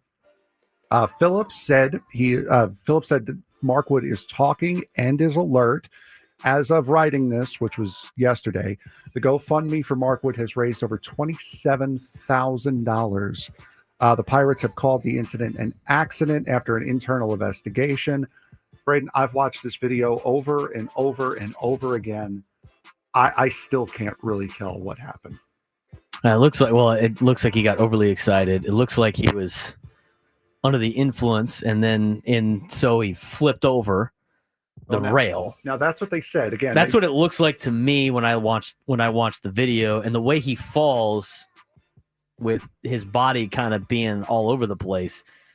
It just, the story that they said, it matches the video that I watched. Obviously, a very horrific scene there in Pittsburgh. I'm glad things are progressing. I mean, he avoided a major disaster. Yeah, absolutely. And they said that the group that he was with had 7 beers after looking through logs, and apparently he had 2 of them, so underage, but he didn't buy them.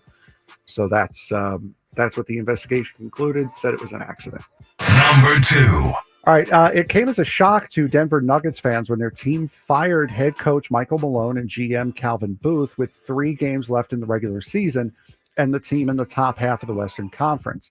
After Saturday's win in Game 7 against the Clippers, Nikola Jokic said that it was what the team needed. Jokic said, "I think the owners wanted to change something, change the energy, and he probably did." A Denver Nuggets executive doubled down on those comments by saying, quote, "If we didn't make the changes, there's no way we're even in a Game 7.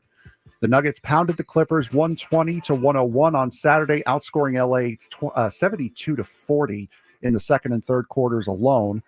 We know sports is a copycat business, but just because you can doesn't mean you should. Could this possibly start a new trend of teams needing a wake-up call heading into the postseason?" I don't think so. I think they're taking a victory lap because they won. I don't believe what they have to say on we would never made it this far. I think it's the organization going like, see, look, we're right.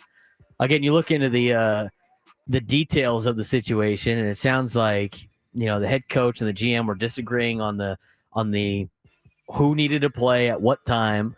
Head coach wanted to play the best players that he had to win right now. GM wanted to get the young guys in there to build for the future, and they just got rid of both of them, and then they beat the Clippers in 7 games. Now, if they go out there and beat the Thunder, all right, sounds good. Sounds like they made a good change, but the Thunder they're like a notch above everybody else in the NBA. If the Thunder go out there and sweep the Nuggets in 4 games and none of the games are close, which could potentially happen, I'm curious to see what they would say. But they're protecting their ass right now. So I hope it's not the case, but we've seen a lot of these teams. I mean, did it work out for Memphis?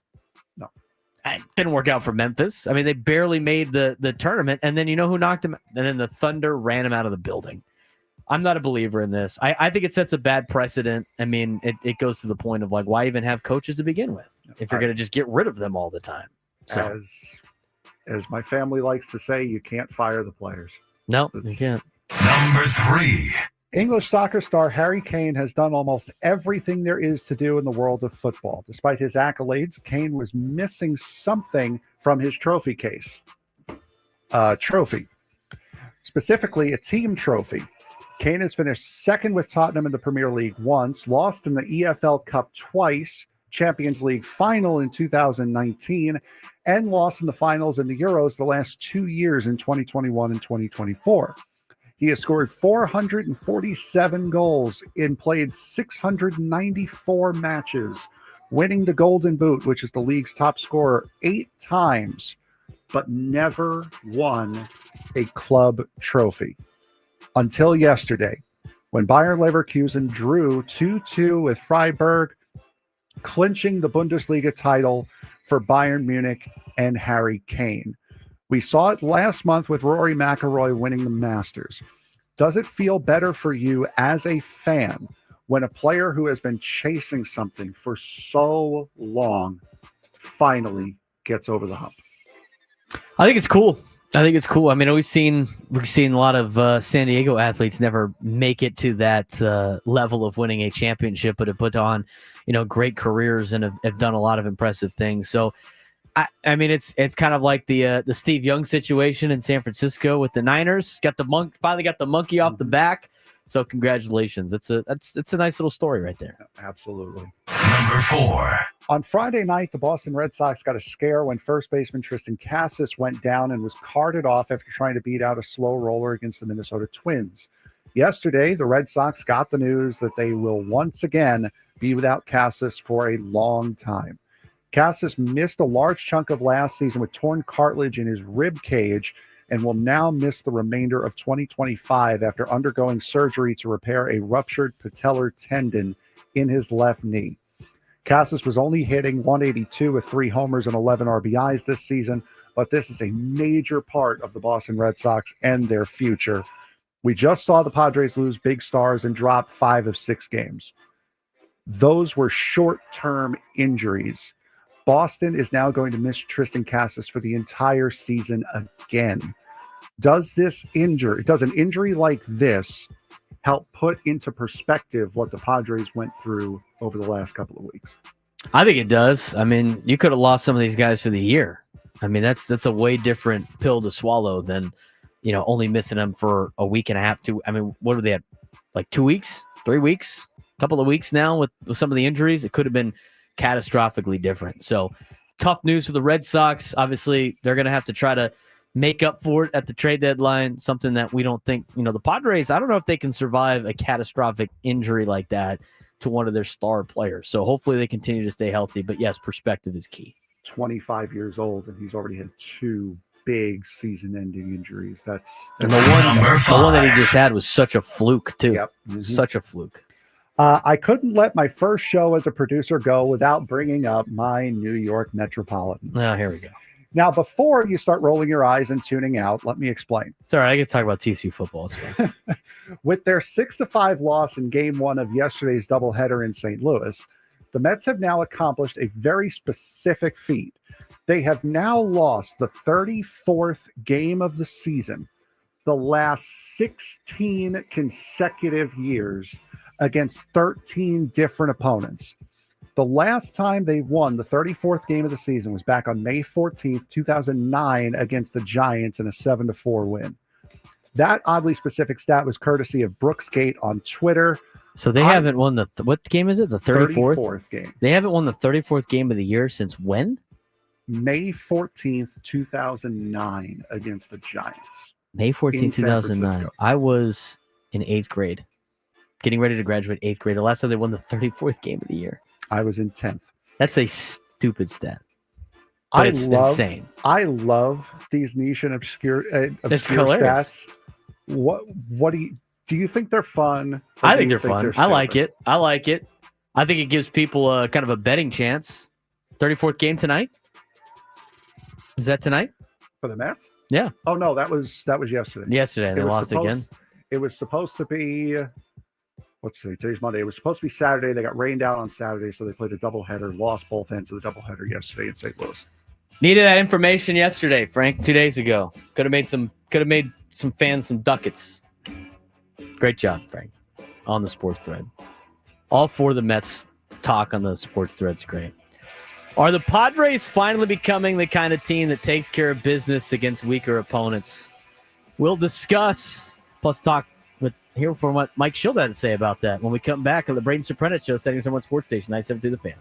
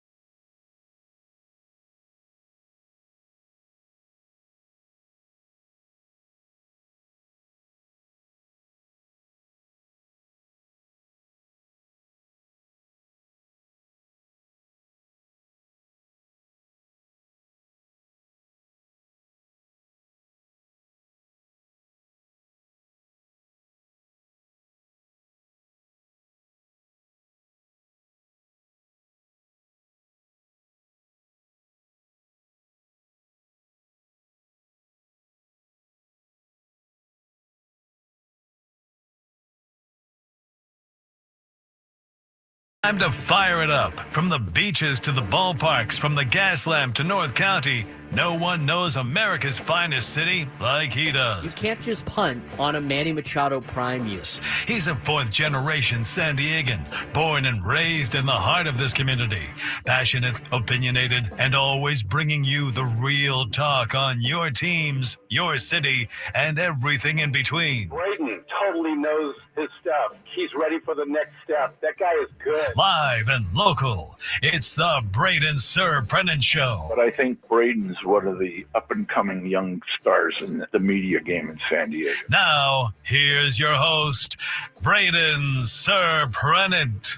What's up, San Diego? Lunchtime hour in America's finest city. Are we seeing some sunshine out there a little bit, Frank? Not too much. Too much blind in my face. I Yeah, can't well, really tell. yeah.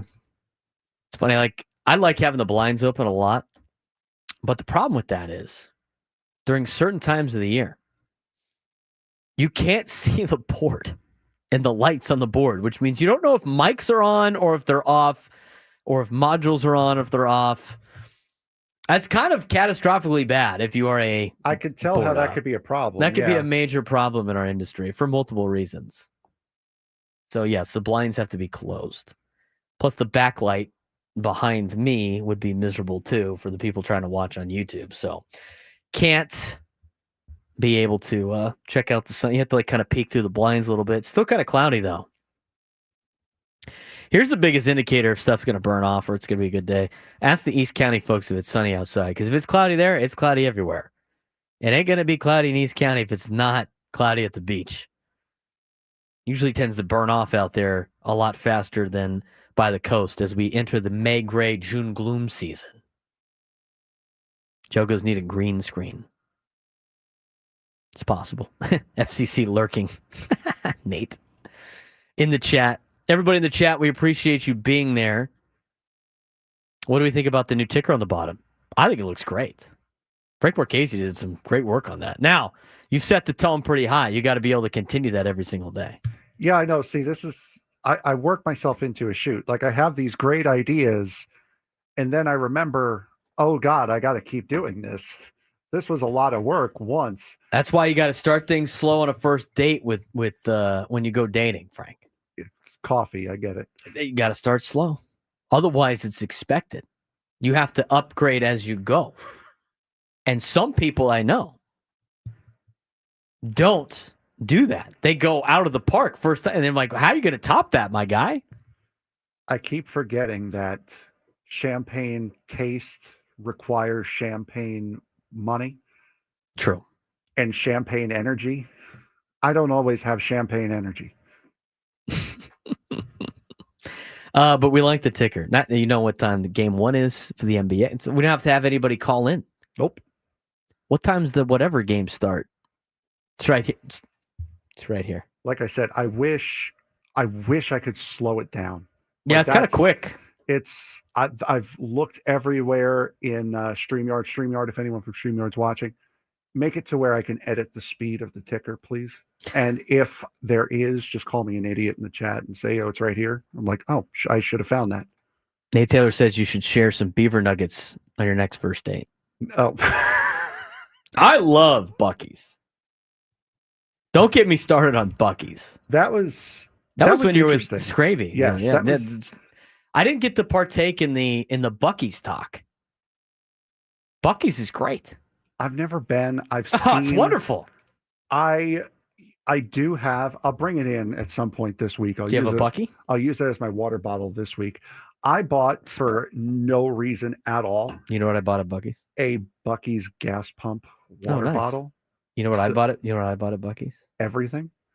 Ah, look at that. Whataburger Yeti. It's getting beat up though. Cover the sponsor, man. No.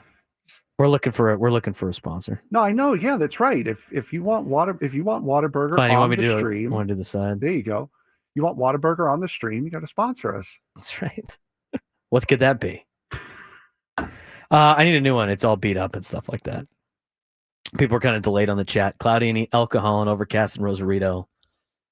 Rosarito's not East County. It's down in the South Bay, below the border. But yes, You've never been to Buc-ee's? Never really had I mean, I've driven through Texas on cross-country drives, but we've never stopped. It's always the northern bit of Texas. What part? Like Amarillo? Like whatever I-40 goes through, like the very top. Yeah, like, that would be Amarillo. Yeah. Because the times I've gone through Texas, there's no Buc-ee's on the it's mostly in the corridor of like 35. Okay. Than it is on the east-west of 10, 20, 30, and 40. Yeah, we always take the 40 when we, you want to go through hell, which is El Paso to Odessa. That is hell. That is hell on earth. If you want to know what happens to you, if you're bad, you go to the barren wasteland that is in between El Paso and Odessa. I'll raise you. That's where you go. I will raise you. If you want to know what happens when you're bad, you go through the blank canvas that is about Kansas City all the way to El Centro. There's wheat. At least there's something. There ain't nothing out there, and it smells like oil, and it smells like fire, and you're just like, nope, don't want to break down here. I'll tell you now, I could spot a cow from about 5 miles away on flatland now. Yeah, absolutely. So the times I've gone to Buc-ee's, I've gone to Buc-ee's multiple times. I've actually been to Buc-ee's more in Tennessee than I have in Texas, and there's so many now in Tennessee that people think it's actually from Tennessee. It's not. It's a Texas place. And you make really good money working at Buc-ee's. It's like In-N-Out.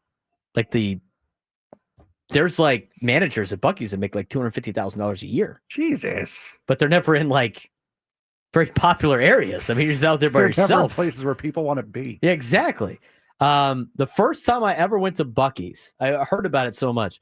We were driving to Austin on Thanksgiving because TCU played we played Texas the next day. We played them on Black Friday. It was supposed to be on Thanksgiving. They moved it to Black Friday. Thank God. And so I'm traveling with the team. There's 5 purple buses. And we stopped at the Buc-ee's in Temple, Texas. And I was like, what? And the Buc-ee's in Temple, Texas, as we got off the bus, this is your dinner tonight because there's not going to be anything open in Austin because it's Thanksgiving. So 4 buses full of football players, support staff, and the traveling party unload into the Temple, Texas Buc-ee's. That was a very good night for them monetarily, I'm sure. Oh, yeah. And we spent an hour at Buc-ee's. They have so many great things. It's a brisket gas on the station. board. It's a gas station, but it's the size of Walmart. It looks like it's like a Home Goods and a Costco put together. Yes. And they got like a barbecue area, and they have like these combo burritos that are delicious. Now you have to understand, it's not like a burrito you would get at a taco shop in San Diego. It's like a glorified Taco Bell burrito, but it's delicious. Their brisket's good. They have brisket sandwiches. They have all these different things that you can get there. Cleanest bathrooms I've ever seen. You know, when I've had to drive out to Fort Worth for school and back, it's usually stopping out of Love's. You know you're going to get a decent bathroom. But there's a Buc-ee's. I'm telling you right now, if you're on a road trip this summer and you see a Buc-ee's or signs for Buc-ee's, that is where you need to stop. Yep. You need to stop there. I was driving with USD home from Tucson earlier this baseball season. Was, yeah, you. And we're driving. This was right after the Beaver Nuggets thing. Yes, so I'm driving on the team bus from Tucson to San Diego. Now, I've done that drive thousands of times. I've never done it in a bus. And as we're leaving Tucson, I'm sure it's on my Twitter. I posted it. It was Buc-ee's like 900 and something miles in the opposite direction. And I tweeted out, stop the bus, turn it around. And one of my, Drake Hills, who joins us on Fridays, texts me and goes, where's the nearest Buc-ee's? Thinking like he read it wrong, thinking like there's one near us. And so he's like, I will drive out there right now. And I said, bro, it's still in Texas. It's 1,000 miles It's behind 1,000 miles away. He wanted me to stop and bring him something. I'm like, dude, it's in the opposite direction, 1,000 miles. Now, there is Buc-ee's merch. Like, Scraby got those Beaver Nuggets on Amazon. So it's like you don't have to go to Buc-ee's in order to get some Buc-ee's stuff. Like I got my water bottle on Amazon also.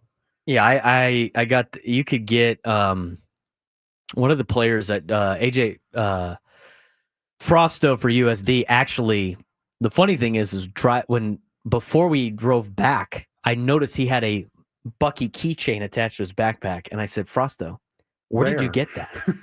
And he was like, we were playing in a travel ball tournament, and I picked it up, and then we started playing better, so it's kind of like my good luck charm now.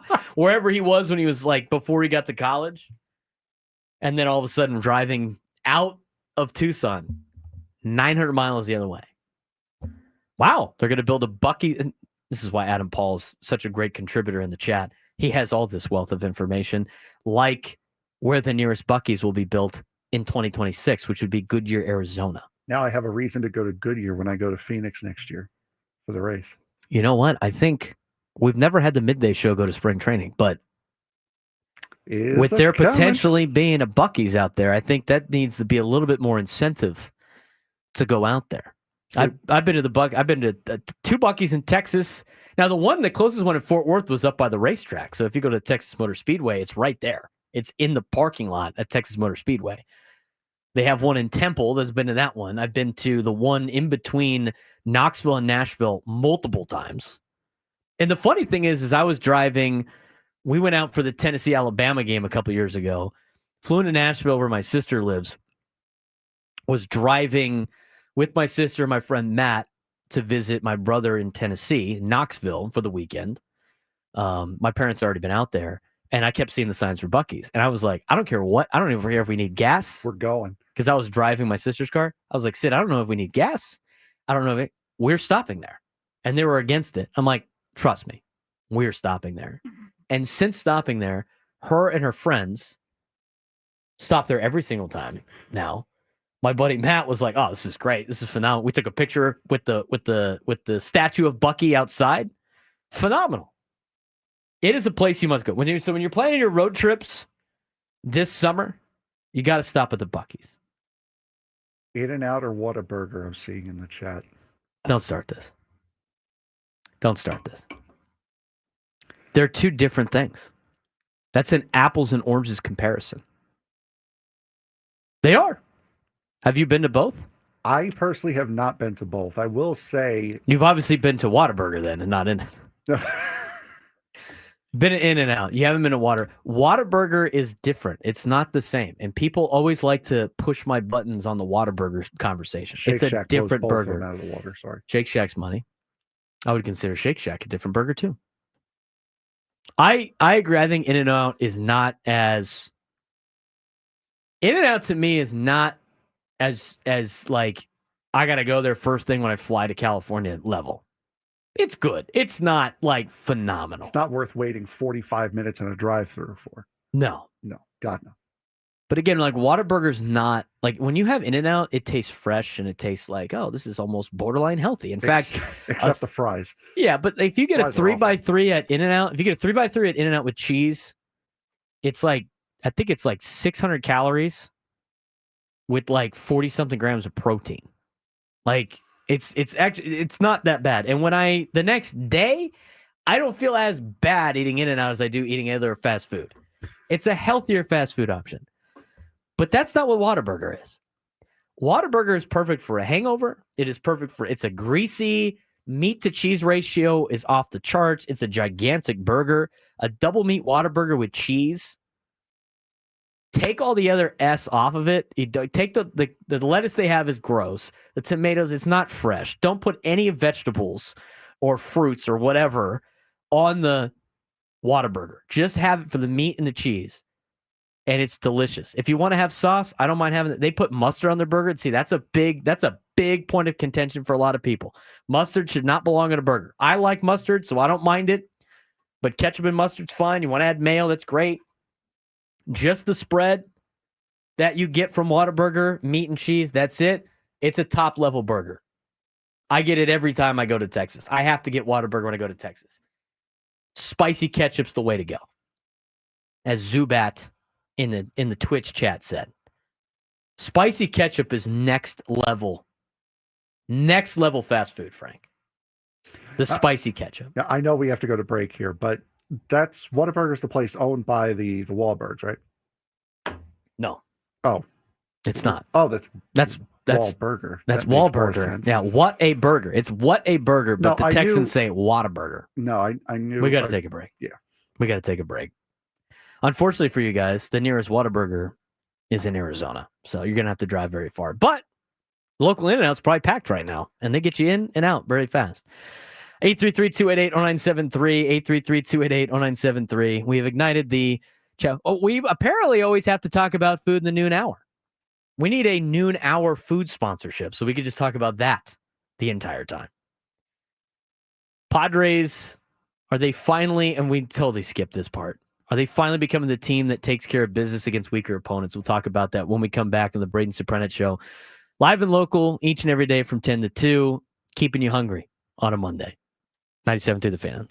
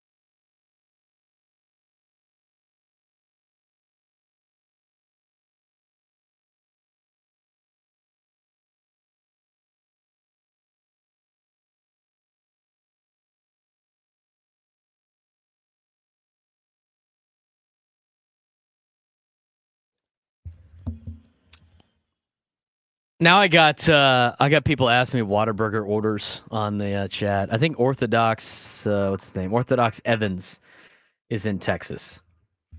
And so he's asked me Whataburger questions. One of the best Whataburgers I've had. It's a limited time in Texas, but I think it's at the New Mexico locations. Is the Hatch Green Chili Burger.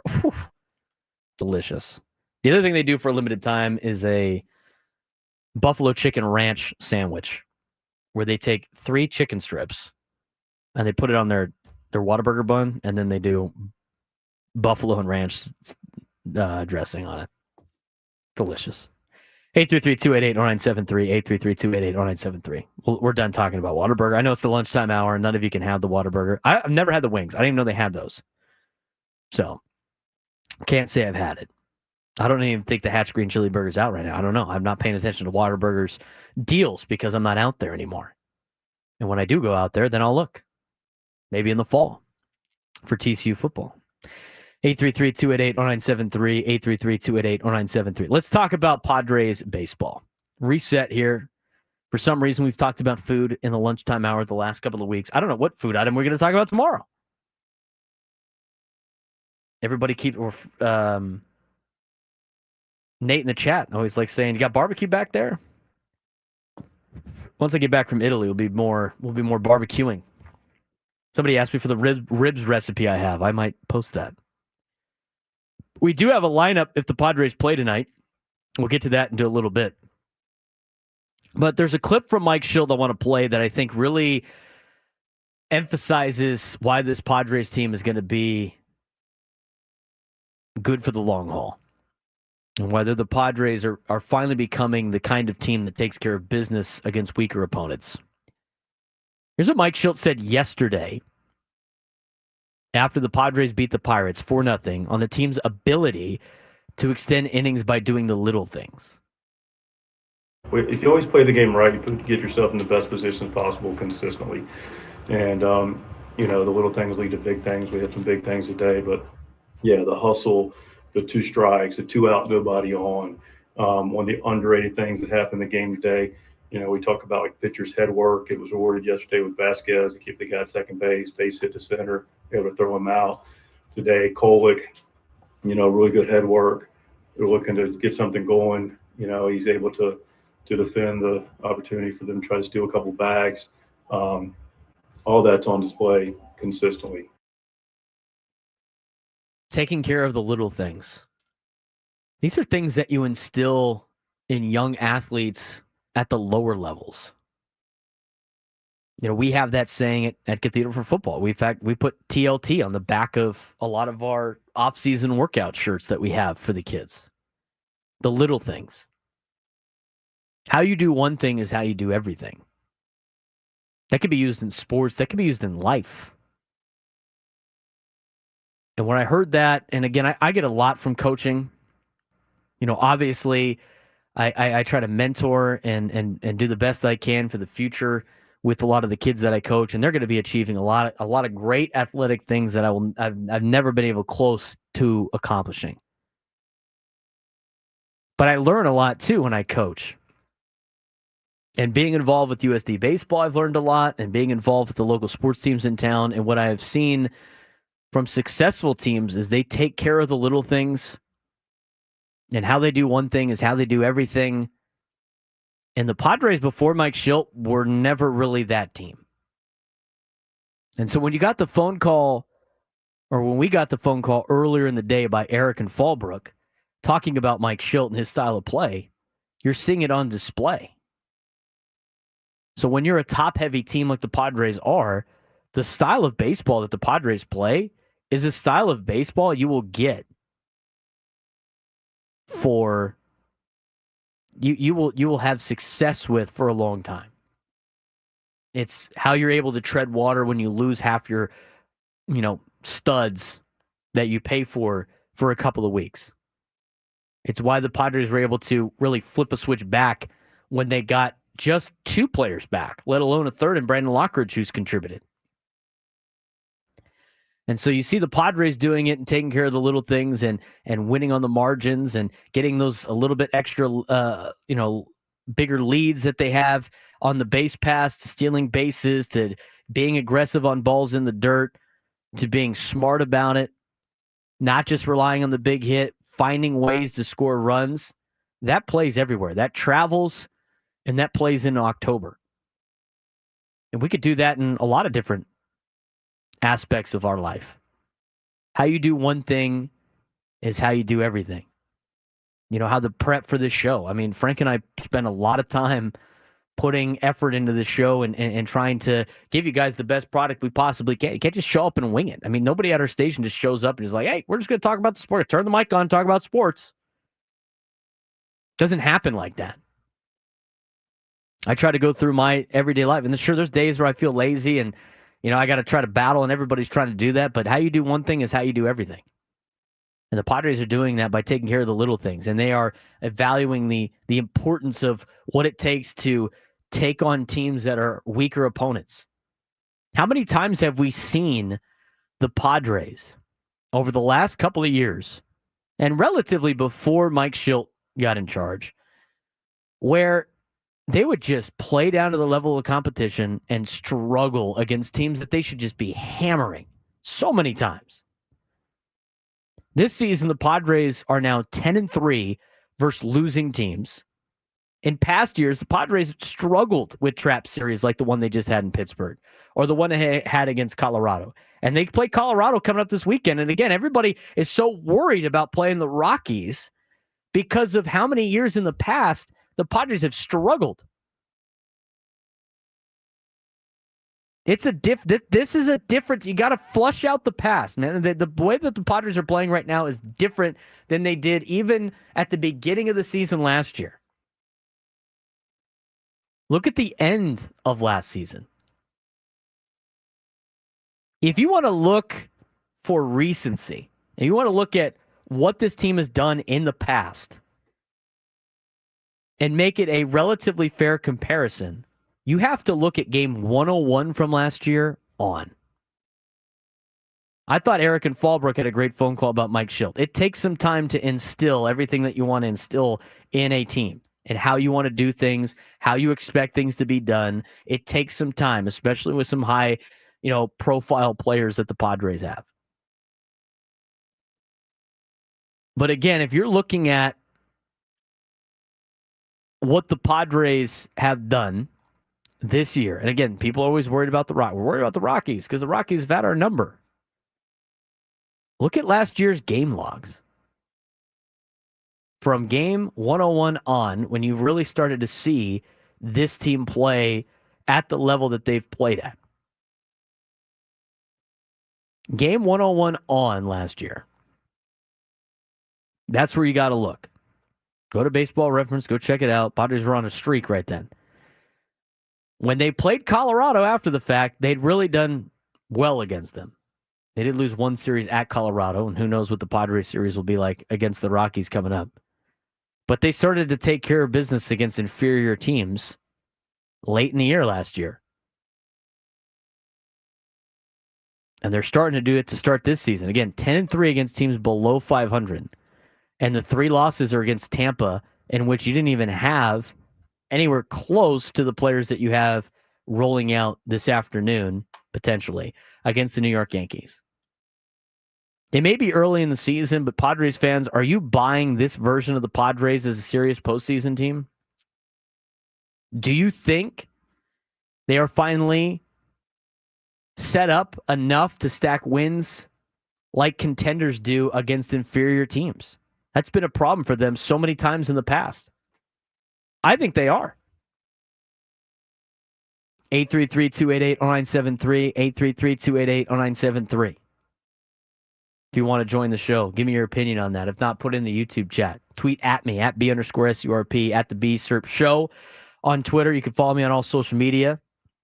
833-288-0973, 833-288-0973.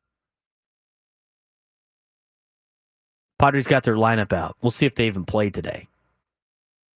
Batting leadoff in the right field, Fernando Tatis Jr. Batting second. And at first base, Luis Arráez. Batting third, and at third base, Manny Machado. Xander in the cleanup spot against left-handers.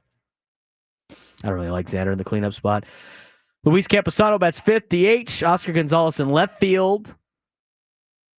Elias Diaz is catching. Tyler Wade is playing second. Brandon Lockridge in center. No Jackson Merrill in the lineup. So maybe he's back today, maybe he's not. Maybe with the rain, they're just kind of waiting off.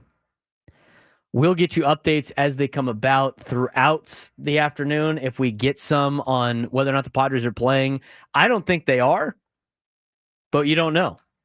90% chance of rain in the area in New York and the Bronx with thunderstorms. Tomorrow's supposed to be bad as well. Wednesday's supposed to be a lot better, and Thursday both teams have an off day. So this might be kind of a weird situation for the Padres. I think, there could be a situation where they play a doubleheader Wednesday and then they play in the morning on Thursday before they head to Colorado.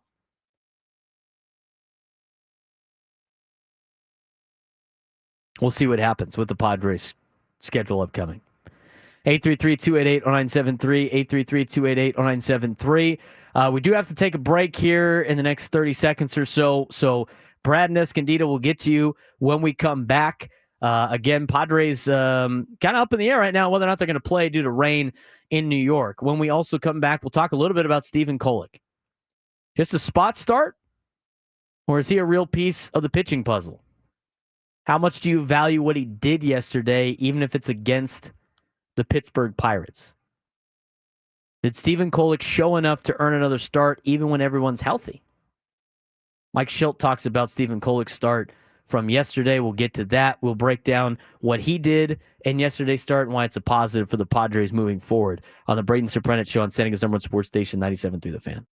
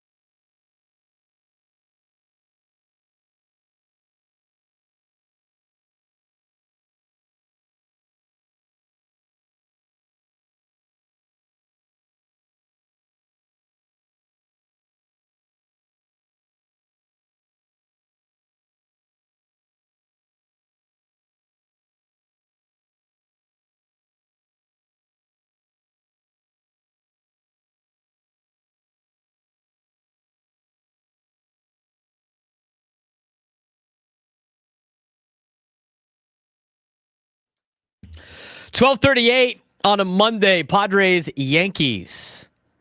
Here's what we got. The latest. Again, Jackson Merrill is not in the lineup. But here's what was said. According to Kevin Acee, Jackson Merrill has been traveling today. He is believed to have arrived in New York a short while ago. Plan is for him to play tomorrow. Brandon Lockridge will start in center field tonight if the game is played. Doesn't really sound like it's going to be played, but you never know. Never know. A.J. Castleville had this to say. Jackson Merrill has a locker at Yankee Stadium, but has not been activated and is not in tonight's starting lineup. Been raining all day here. We got the update from Erik Boland as well. Didn't sound like he's like, I've been covering the Yankees for a long time. And when it rains like this, they never play. So, you might have to have some different plans for today. I'm sure we'll have Gwen and Chris on if that's the case. We'll have your Padres coverage throughout the day on San Diego's #1 sports station, 97.3 The Fan, the home of the San Diego Padres. And we'll keep you updated as we get updates on a lot of these different things. Now, that being said, we have a couple of things here. We have to get a contestant for our game coming up in about 5 minutes. If you could take me down in some sports trivia, which I think is Padres-Yankees related today, you are qualified for a chance to win our grand prize, a trip to see Bruno Mars in Las Vegas, including 2 tickets to his show at Dolby Live at Park MGM on September 3rd, a 2-night stay at Park MGM, and a $100 gift card. Tickets are on sale now at Ticketmaster.com. 833-288-0973, 833-288-0973. Call in. Take me down in sports trivia. You'll be qualified for a chance to go to Vegas to see Bruno Mars. 833-288-0973, 833-288-0973. I do want to get to your phone calls, though, as well. We got Brad Escondido and Steve in San Diego. Brad, you're on the Braden Surprenant Show. What's going on, man? Braden, as always, man, you're fabulous. Thanks for taking calls. Thank you, Brad. Appreciate that, man. Hey, Padres of today are like versus Padres of yesterday are like Indiana Jones. All they had was a whip. They were good, but all he had was a whip. Padres of today are like Batman. They got a utility belt, man. He can pull anything from everywhere and win. That's the difference. We've got the first time that I've seen multiple weapons, and I called a week or so ago about Xander, and the dude turned it around. That was the key. That was it. I love the team. Brad, I like the team, too. I appreciate the phone call, man. Thanks again for calling in. I don't think he's fully turned it around yet. I think it's a nice little start. He needs to do it on a more consistent basis. Last phone call we'll take before we get to the game because we got a lot of people calling in for the today's prize. Let's get to Steve in San Diego. Steve, what's going on, man? How you doing? Well, I'm doing fine. How are you today? I'm doing well. Long time no talk. Steve, what do you got for me? Well, this season reminds me a lot of last season where we had a lot of injuries and we had a lot of our subs getting extended playing time, which only benefited us in the long run. And I see the same thing happening this year. Plus, we get a really good look at these guys. So between Sheets and Wade, Iglesias, I think they're doing well. I think Gonzalez, man, he's a stud, but I think he's overmatched right now. He needs work on his hitting. But I think, the bright spot out of all of this is that these guys have gotten extended playing time, and I feel okay with them in terms of a game today. I'd love to wait till tomorrow. I mean, if Jackson Merrill's coming back tomorrow, it benefits us. Plus, the guys get an extra day off, a day of rest from travel. I like that too, Steve, and I appreciate the phone call, man. Hopefully hear from you again in the future. I agree with Steve. I think it'd be better for the Padres if they don't play today. Have another day off. Get Jackson Merrill ready to go. I mean, they were not going to play him anyway. Traveling and playing is tough. I've done that before, even though I was not at high level. I feel like it's very susceptible to hamstring pulls, which is exactly what he's coming back from. Rather be extra cautious, especially if him flying today, rain in the area. He's already arrived in New York. He's not going to play today, and we'll see if the Padres play today. We will be playing our midday sports standoff, though, And Frank is prepared with his question, and we got contestants ready to go. Let's get to today's Midday Sports Standoff.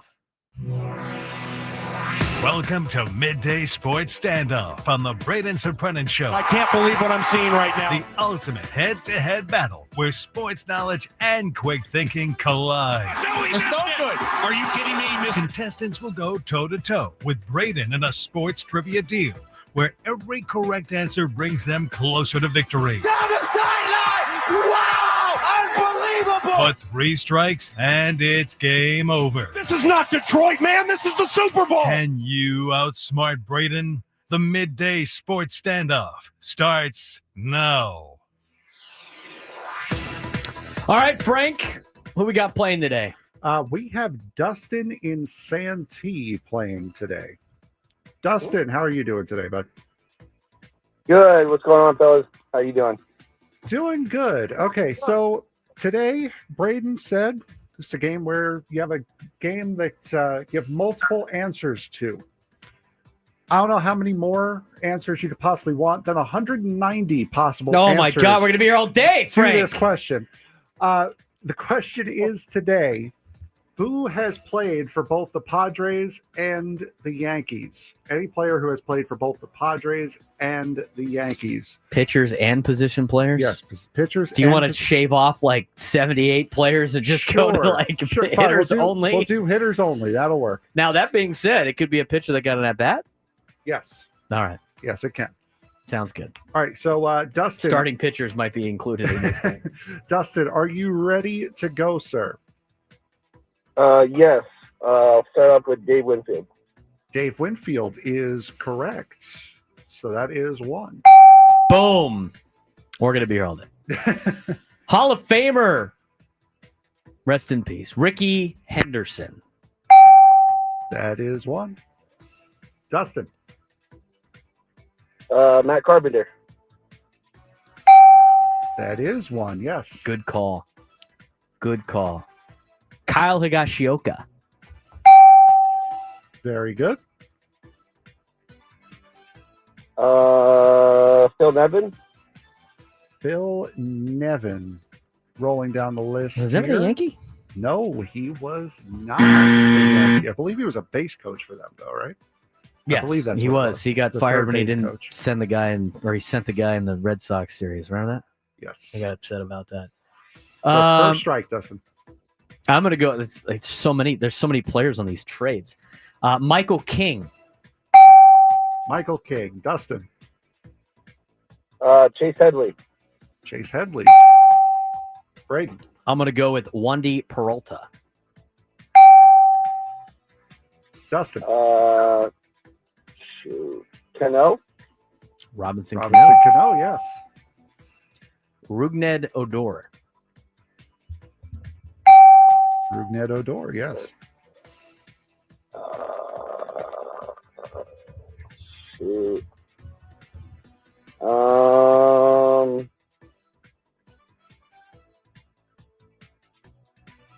idea. No. Craig Nettles. Craig Wow. Nettles, yes. Very good. Very good on that call. Tim Hill. Yes, Tim Hill. Tim Hill. Yeah, that was a good one. Oh, man. That was my last one. No. Gary Sanchez. Gary Sanchez, yes. I can't believe I can't believe he hasn't said it yet. I'm still leaving one on there. Couple you'll leave it on there. Well, I'm going to leave this one for him. But I'm going to go with, how about this one? This is in a trade, I remember. Yanhervis Solarte. Yes, that's a very good one. I like that one. Oh, Soto. Yes. Thank you. Thank you, Dustin. Luke Voigt. Sheffield. Good one. Gary Sheffield, yes. Kirby Yates. He pitched 3 games. Yep. Or hit 3 games. 3 games with the Yankees. Or hit 3 at bats against the Yankees, or with the Yankees, I guess. 3 games with the Yankees. G-Man Choi. Let me see. Hold on. Scrolling up the list here. G-Man Choi was a Yankee. So many of these guys. There Brandon are. Drury. Brandon Drury. Yes.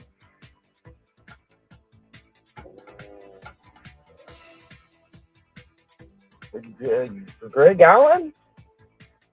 Greg Allen. Oh, no, Yes, sorry, it my is. my bad. Yes. Where'd Greg They Allen were go to right- high school? They Dustin? were right next to each other. So yes. Greg Allen, yes. Greg Allen, where'd he go to high school? I do not know that. He's a Hilltop Lancer. Oh, He played one game. He played one game for the Padres. He stole second against the Angels in 2020 when he was acquired with Clevenger from the then Indians. Trent, did we say Trent Grisham? We have not said Trent Grisham. Man.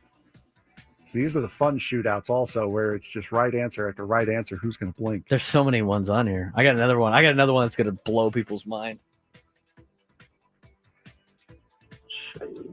How many strikes does he have? 1. Oh, man. He's battling, though. Need an answer. Might have to throw a timer up here. Terrence Yeah. Long. Who? Terrence Long. Terrence Long. You know who Terrence Long is? How about the what do you call the leader of the Players Association? Who's the guy for the I what's can't the tell title you that called? because that's an answer. Well, I know that's what my answer is. It's Tony Clark.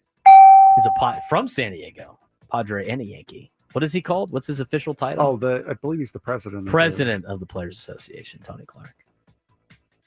All right, Dustin, let's go. Lock in, buddy. Kevin Brown. Yes. Cameron Maben.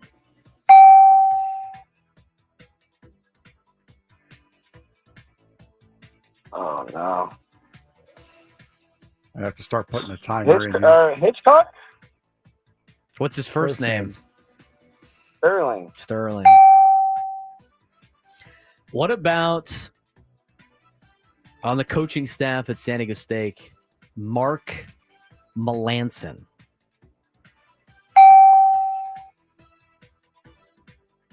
Ay. Rizzo? Yes, I was waiting for you to say that one. I remember this one because he was a Padre in 2003, and I remember when the Padres acquired him from the Yankees because he magically became their best player at Qualcomm Stadium. Ready for this? For a little bit of time. Rondell White. Wow. Way back. Luke Voigt. I believe I already said Luke Voigt. Yes, we have said Luke Voigt. Strike two. There's another problem with these long games. Still lives in town. Still lives in town. Saw him at the USD game today. Xavier Nady. Oh, no, that was right. That was come right. on, No, that was Frank, right. That was we're right. trying to end this The game. buttons are right next to each other. I'm sorry. Jace Peterson.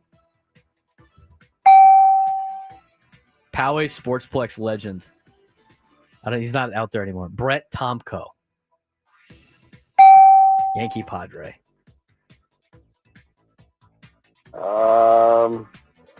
Solano? What's his first name, buddy? Donovan Solano. Ruben Rivera. A lot behind 98 team. I'm going to have to throw a timer in here because we're getting close to the end. And he's got 2 strikes. I got to get 2 strikes for it to be a tie. Bubba Trammell? Yes, Bubba Trammell. All right, 5-second timer now. 5-second timer. Already said that one. What about Jim Leyritz? Yeah, that's a good one. I'm going to go back to it. Oh, no, that's a... God, sausage fingers. David Wells. Who else is right? Chanho Park.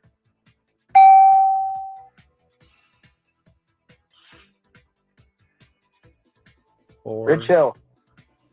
Rich Hill, the good one, a guy who's played. Which Rich Hill are we talking about? The Hawaii baseball coach or the baseball player? That one is right. That is, Rich Hill was not a Yankee. Not a Yankee. That's it. That'll do it. End it. Stop Dustin, the count. What? Dustin's so What a close. Fight. My next answer was going to be Jerry Hairston Jr. I was running out of answers. Yes, Jerry Hairston was. That was, I don't think any show has had a 10-minute game. And I don't think we're going to have another one because that's a little ridiculous. You decided to pick something that had 190 answers to it. You know what the best part about that is? What? I learned my lesson. Yeah, you know what? I have learned my lesson to not do that again. Or next time you do that, let us know, and we'll start at 10 a.m. Fair enough. We'll start the show early. Francie Cordero is another good answer. There's a lot of these that are really Goose Gossage. That Goose. was one Nobody neither talked one of about you guys Goose. said. Tyler Wade's on the team now. That's right, Tyler Wade. One of you has said Michael King. I said Michael King. Oh, you did. I did. Fair enough. How about Lance McCullers' dad? Just saw that. Yep. Man, Lance McCullers Sr. on that list too. When we come back, we'll take a look at Stephen Kolek. Just a spot start, real piece of pitching puzzle. Hear what Mike Schultz had to say about that. We'll get you an update on the Stanley Cup and then NBA playoffs. San Diego FC bounces back and more on San Diego Someone Sports Station 97 through the Fan.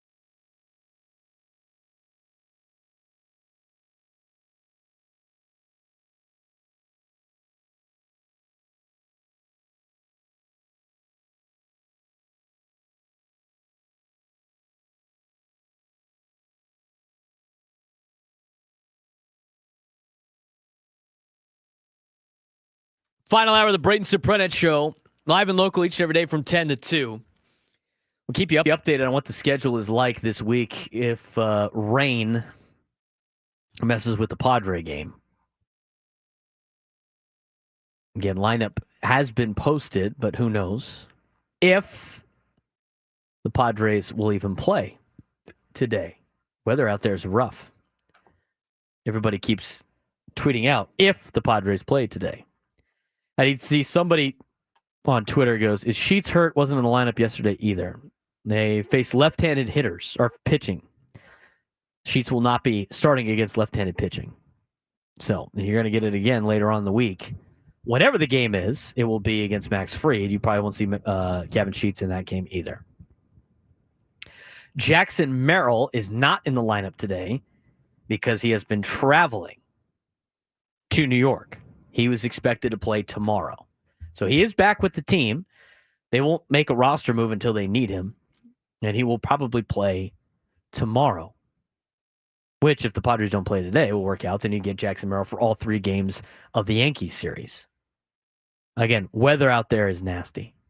833-288-0973, 833-288-0973. Let's look at what we got with Stephen Kolek. I thought Stephen Kolek's outing yesterday was good. Could have been. It's basically great. 5 1/3 from your 5th starter. Did not allow a run. Helped contribute to the Padres' 8th shutout of the season. And so the question becomes, was that just a spot start, or is it a real piece of the pitching puzzle? I think it is. Here's the thing with Stephen Kolek. And I said at the beginning of the season, I liked the way he was pitching. But I thought with his lack of experience as a starter, even though he was a starter with the Mariners before he transitioned to be a reliever, acquired by the Padres as a reliever, and then a starter, I thought he was going to get more time in the minor leagues. And that's exactly what he did. He went down and got some more time, got into a routine of being a starter. And in doing so, regardless of the ERA, again, this is why you don't look at numbers with a magnifying glass in the PCL. It's a hitter's paradise. Can't get the same movement on your pitches at a lot of these high-altitude places, hitting your spots, sometimes fly balls that would be fly balls in Major League Baseball or home runs in the PCL. So his ERA was a little inflated. But he's got a good fastball. He hits his spots, picks apart the zone on the edges. Does a great job. And with his higher velocity than Kyle Hart and the way that he pitched yesterday, I think he needs to be in the starting rotation this next time through. I thought that was going to be the case the entire year. With the 3 players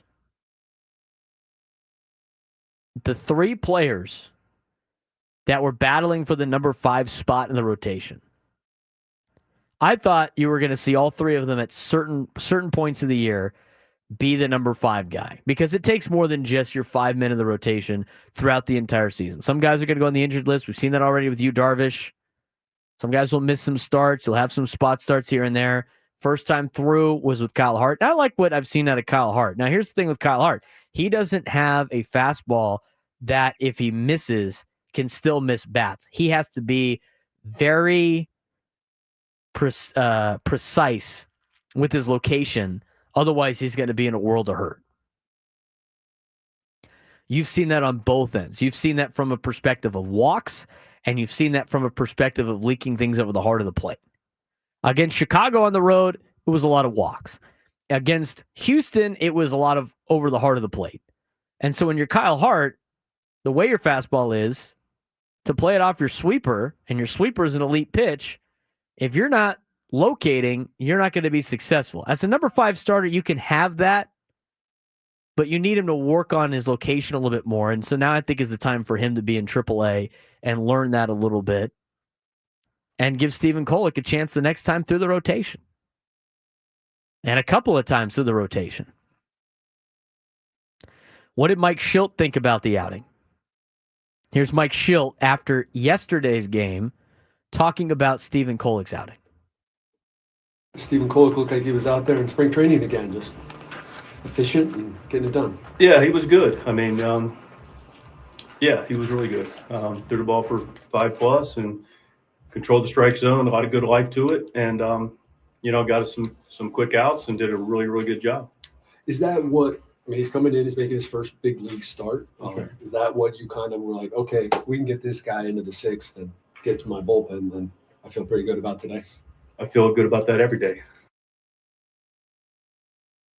I feel good about that every day too, Mike. Padres have the best pitching staff in baseball right now, and a little bit of an upgrade right there with Stephen Kolek with a great outing against the Pittsburgh Pirates. Another shutout. And it is a big reason why the Padres have been so successful this season. It's been the pitching staff. I mean, the offense has been what the offense has been, and the offense is going to go through ups and downs. But the thing that really keeps you going is your ability to pitch. And pitching wins in the postseason, and every time you got to hear it, you got to have pitching. Well, you got that right now in the starting rotation with the top couple of guys. Nick Pivetta is looking to be a really good addition to this team. Michael King's been great. Dylan Cease has been shaky, but he's an up-and-down guy. I would imagine he's going to turn things around during a couple of spots during the year. It's just surprising that he's not putting together a full, complete season just because it is a contract year for him. Vasquez has been serviceable. I mean, 1 earned run on Saturday. That plays. Yeah, he's still learning how to pitch at the big league level. And now with the number 5 and Stephen Kolek continues where you can go on a little bit of a streak. And now you have your best 3 pitchers pitching in the Bronx against the New York Yankees. They just showed some, live footage of Yankee Stadium. It looks like it's drizzling now. But again, the heavy rain's supposed to happen around 6, 7 o'clock when the team is supposed to get underway, which is in about 3 hours or so, East Coast time. And it sets up for a pretty good series this week. Yankees and Padres. Who is this a bigger statement series for? Is it really making a statement for the Padres if they beat the banged-up Yankees right now? I think the Padres have shown that they can compete at a high level. Yankees off to a good start, not a great start. They've been struggling as of late. But in terms of the national media, not that we give a damn. Do we really care what they think? I don't really care what they think. It's nice to get some recognition, but at the same time, everything's going to be based on the East Coast. I like, from the perspective of just getting talked about enough, it'd be nice to take 2 out of 3 from New York. I don't think it's a must. I said it last week on the roundtable that in the 9 games, if you go 5-4, I think you can handle it. 6-3 would be great. Anything more than that would be fantastic. And so after sweeping the Pirates, you're in a really good spot right now where if you win 2 more games in their next 6, you'll have a winning road trip. You'll go 5-4 on the 9-game road trip. But to go back to Stephen Kolek again, I thought he did a great job. 833-288-0973, 833-288-0973. Got a lot to get to still on the show. I do want to talk a little bit about San Diego FC. Had a huge bounce back 5-0 win over FC Dallas on Saturday. As Chucky Lozano got a couple of goals. Andres Dreyer got a goal. They jumped out early and they continue to put the pressure on. And Mikey Varas, after the game on Saturday, had a lot of important things to say that really coincide with the San Diego Padres. Do we have that sound? Here's Mikey Varas after the game talking about sticking to the process despite not getting the results during that losing streak that they snapped yesterday or Saturday. I'm just so proud of the boys, how they came together. They've been coming together, We said, in Spanish, we said, en la buenas y en las malas. We're always together, united with our conviction and our effort. And that's what they've been doing from day one. And we went through a little bit of a rough patch. And we also had good moments. And then now we bounce back, and we bounce back in a big way because we play a complete game. We play so brave. We play with intensity, collectivity, and it's always coming from the training ground, over and over again. Training the right way, having convictions and discipline for our structure, principles, for our effort, and for our game plan. And we need to use this as a catalyst to continue to grow. I like everything Mikey Varas had to say. I mean, they're going to go through some rough patches. They already went through one early. San Diego FC jumped off to a hot start. I think a lot of teams have adjusted and have figured out how San Diego FC plays. I think you've seen that with kind of the losing streak that San Diego FC was on. But they jumped out and really just took it to FC Dallas on Saturday, a team that was coming off of the high of beating Inter Miami. Now, Inter Miami, that game didn't have Lionel Messi. They were resting him for the other league that they were playing in the was it the Champions Cup or something, Frank? What were they playing in? Inter Miami with the it was the I can't the Club World Cup, I think. Yes, that's what it is. And so they were going to play later on that week, so they rested. FC Dallas had a quote, a win for the ages, as their head coach said. And since then, or at least on Saturday, San Diego FC got that penalty kick goal early to go up 1-0, and then they continued to put the pressure on and went out to a 5-0 victory over FC Dallas. It's a big win for them, and I think they've kind of weathered the storm a little bit. And again, sticking to the process. We've seen that with the Padres, going through some rough patches and sticking to them and understanding what they're doing is the key to success. Yeah, the CONCACAF Champions Cup. That's what it was. And so now you flipped it, and now it's about building off of that win, in which San Diego FC is going to have a lot of home games coming up here at Snapdragon Stadium and a lot of games in the month of May that they can use that momentum for. Here's Mikey Varas stacking the momentum up. For me, it's about being consistent. So it's not that now we're going to change things because now everything's good. And before we were going to change everything because everything was bad. It's about being consistent. Every day you wake up, know that it's an honor and a responsibility to represent this amazing region, these amazing fans, and show up to work and work hard every single day, growing little by little. My challenge to the group is, can we grow? Can we take every opportunity to grow, to become more collective, more clear in our principles, more clear in our style of play? And if we do that over time, it's going to happen for us. It's going to happen for us. I've said it before, this club will be a big club. It's not a matter of if, it's a matter of when. But we want to be the generation who gets us there. And we need to take steps in the training every week. And so what we'll do is we will enjoy this one, because when you have a performance like that, you make sure you enjoy it. And then we're going to come into training and we're going to get back to work. I really like Mikey Varas. I like what he talks about. I like his message. I think a lot of it's relatable. And again, we're trying to get as many non-soccer fans into San Diego FC as we can. We're trying to grow as much as we can. Every time we try to talk soccer, there's always some soccer fan that gets super upset with us not getting everything 100% correct. It's a new sport for us, dude. Trying to be on your side. But again, every time we try to talk about soccer and try to build it up, it's immediately met by this gatekeeping of I'm not allowed to do it, or you have to do things our way. We're just trying to enjoy the sport, dude. It's not that big of a deal. But the thing that I like about Varas, I think he's very relatable to a lot of different sports here in the United States, especially he has that kind of like American football mentality that I love. The aggression is great. I remember playing this clip after they beat Real Salt Lake. And and they're like, and a lot of times with soccer, man, it's like you get a lead and then you go in defensive mode and they want to go get the win. I like that about Mikey Varas. I like the way the team is playing and the attitude that they have. I think they're in good hands. And we'll talk more about San Diego FC on Friday with Drake Hills. 833-288-0973, 833-288-0973. Got to keep you updated on the NBA and NHL playoffs. Did you see what happened last night in Winnipeg? Fantastic game. We'll tell you what happened if you missed it. It was incredible on the Braden Surprenant Show, San Diego's #1 sports station, 97.3 The Fan.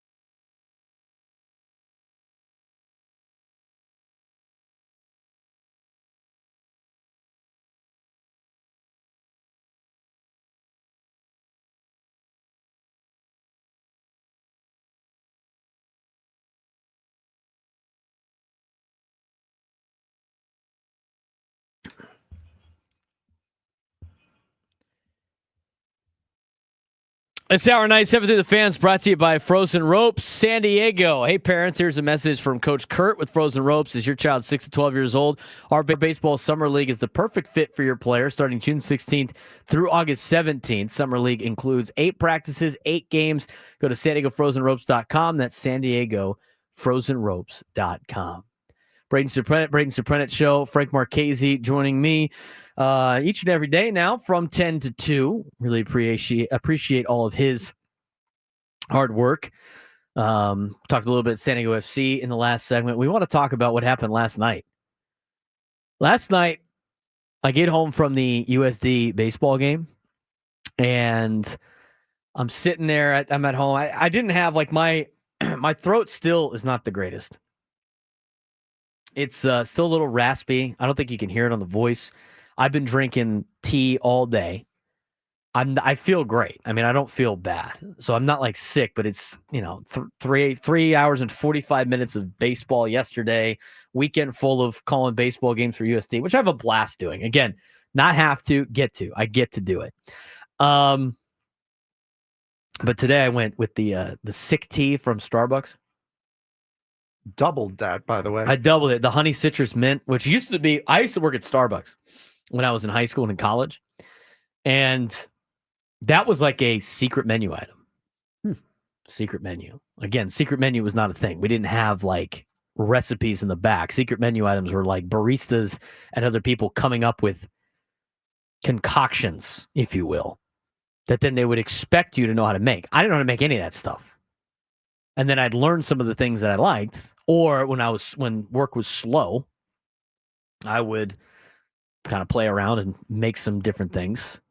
I used to make some pretty good frappuccinos, but that's basically just ice and milk and sugar. So that was kind of like a milkshake than anything else. I used to make one that would taste like an Oreo shake. Could make the Captain Crunch one was delicious, all this other stuff. But one of the things that they would make would be what was called sick tea. It hits every single time. Anytime you got to sort, the sick tea is great. Now, it used to not be on the menu. You'd have to remember what it was. But it's called honey citrus mint. And what it is it's a jade citrus mint and some other tea. Oh, I guess it's right here. I guess I could look. From Tivana.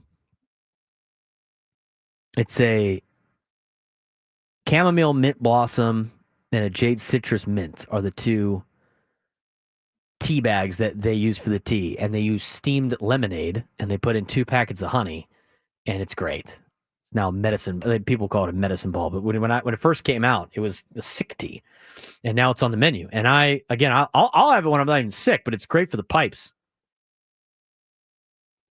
So I got 2 of those today, 2 ventis, because I knew one wasn't going to make it through the entire show.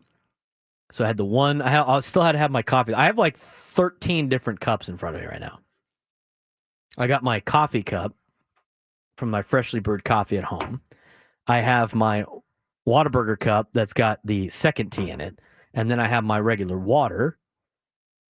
And I don't know how I'm going to carry all these out. But that being said, I got the sick tea. And then I was like, well, I'm not going to be able to make it through both. What do I do? And so I was like, well, what if I get 2 and then put 1 in the Yeti? It's exactly what I did. That has been the best idea I've had weeks. And I have a lot of great ideas.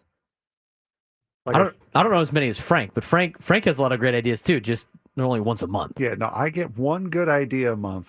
And usually I will have had a good idea 2 days ago. And then I won't get my next good idea until the end of June.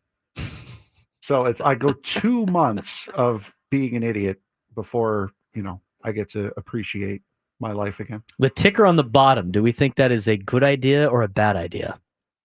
It's a great idea until I remember that, I actually have to update this. Then I got to do it again. It's going to be an awful idea. It's not still scalding hot. It's cooled off. M. McKee 23 in the chat.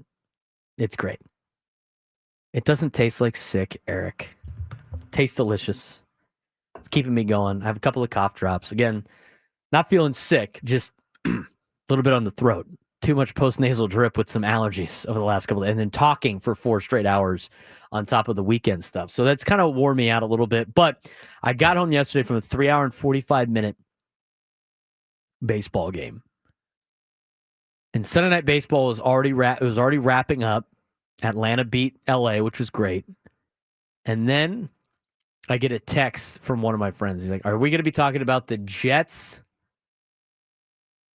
Blues game tomorrow?" And I said, "Probably not." And he's like, "Well, it's game 7 in overtime. You should probably turn it on." All right. I turned it on after Winnipeg. And I don't know if Frank was able to get the highlights or not.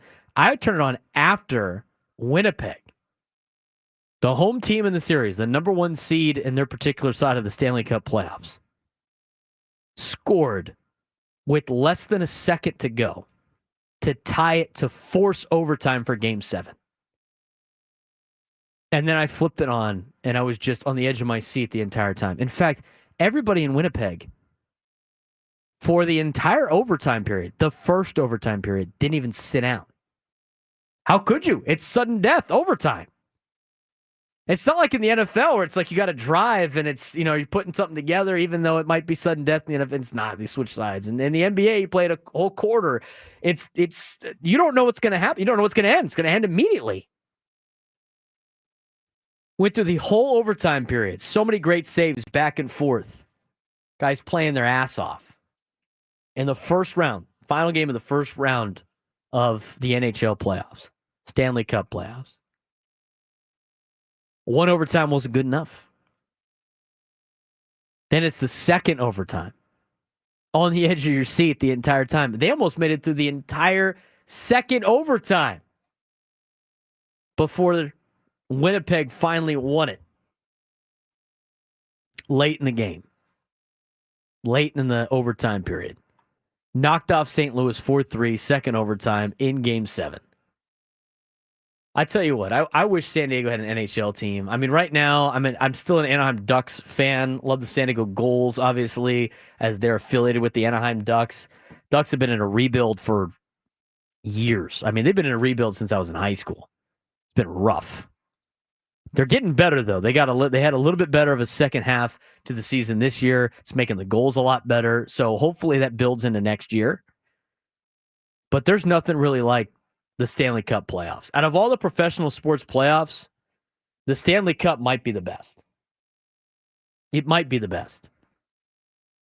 It'd be nice if we had an arena here and we had an NHL team to witness. I mean, imagine all the great atmospheres we've had at Petco Park for MLB playoffs. Can you imagine the NHL here in San Diego? Wow. That'd be something.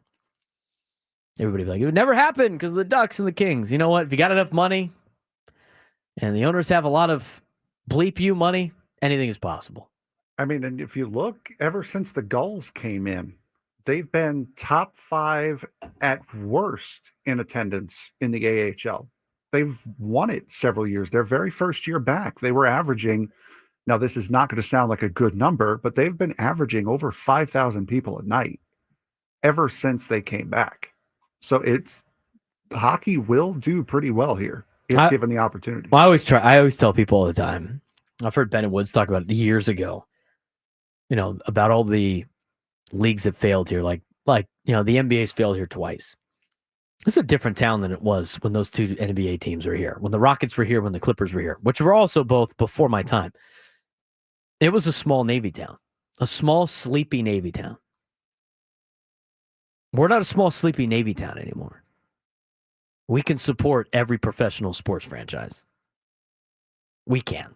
Now, whether or not we can support them in sponsorships and suites and everything like that, that's different because we don't have as many Fortune 500 companies as a lot of other places do. But I'd love to have the NBA back. I'd love to have the NHL back. That question usually gets asked at least once a month. Oh, if you could get any other whatever, what would you get back? If you get another sports franchise, what would you pick? My first pick all the time is the NFL, but I'll take all of them. I don't really care. The unfortunate thing about the Clippers is that they just built a brand new state-of-the-art arena in LA. Steve Ballmer could have built that here, I guess. But there's nothing like the NHL playoffs. It's fun to watch. Tonight, it's the Florida Panthers and Toronto Maple Leafs game 1. That will start at 5 o'clock on ESPN. In the NBA, you had game 7 last night. Man, the Rockets got to be sick and tired of the Golden State Warriors knocking them out of the playoffs almost every single year. Almost every single year. 7-seeded Warriors beat the Rockets last night in game 7, 103-89. They were kind of playing with their food the last time they were in Houston because they knew they had the lead, and then Houston won game 6. They won game 5. They won game 6. They forced the game 7 back in Houston, and Golden State won 103-89. Indiana beat Cleveland in game 1, 138-83, which upsets Frank. Not because of the result, but the fact that you're playing round 2 before round 1 is over. Drives me up a wall. Just finish finish it. Just finish the round before you start another round. Every other sport. If you win, if you sweep, fantastic. You're sitting for a week and a half while you're waiting for everybody else. Yep. Just finish the round before you start. And especially in a league like the NBA, where players are always crying about taking extra days off. I need a rest day. You're going to make them start another round before the previous one's over? I'm sure they'd be happy as hell with an extra day off, waiting for the round to finish.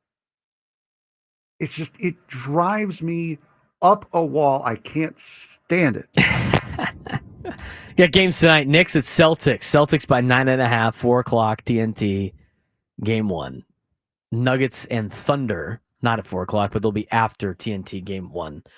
We'll see. Both number 1 seeds are favored by 9.5 points tonight. I said in my underdog read, Jason Tatum higher than 27.5 points for the Celtics against the Knicks, and Jaylen Brown to hit 2 3-pointers.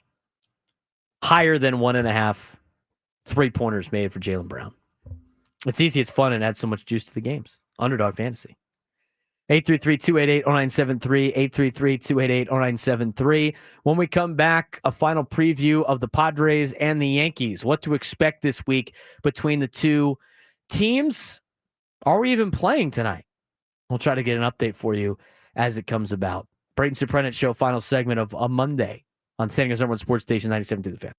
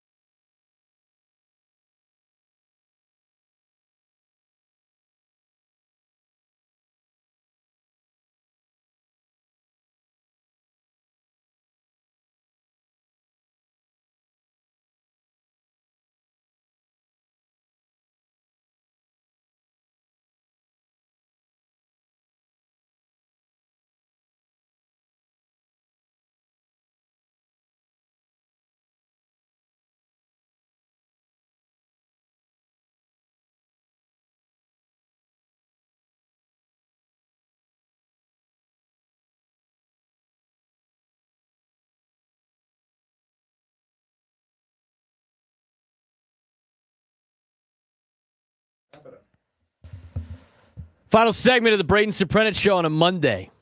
I didn't think I was going to make it this far with the T, but the T has helped mightily. I got to get my hair cut later, and then supposed to play softball tonight. I definitely got to play in the 6 o'clock game. I'm going to see if we got enough people to play in the 9 o'clock game. I think you'll have an easier time playing tonight than the Padres might. It's possible. I just looked up the weather in the Bronx, according to weather.com. Steady rain this evening. Showers continuing overnight. Low 57. Winds east at 10 to 15 miles an hour. None of that really matters to us. Chance of rain, 100%. According to the weather app. To weather.com. That wind blowing from left to right means a lot if you're a left-handed hitter. That means a whole lot. Rainfall around a half an inch. Locally heavy rainfall possible.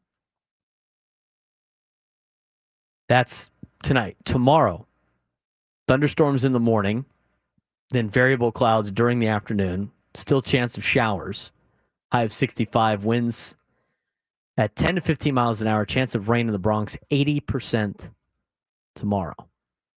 40% in the evening. 100% chance of rain tonight, according to weather.com. Whether they make them play in the rain will remain to be seen. They do have scheduled off days, both teams on Thursday. So they do have an open window to potentially play 2 on Wednesday. The fact that the chances of rain tomorrow night are 40%, I think you could be in a situation where they play tomorrow night and then they play a doubleheader Wednesday, and then you're back on track for Thursday. But we'll see. Haven't got a lot of information out of the Padres or out of the people covering the Padres that are out there. Man, it looks like, as Brett Boone has tweeted out 15 minutes ago, it sounds like Brett Boone's going to be the new hitting coach for the Texas Rangers. Congratulations to him. How about that? Friend of the station? Yes, friend of all the shows in the station.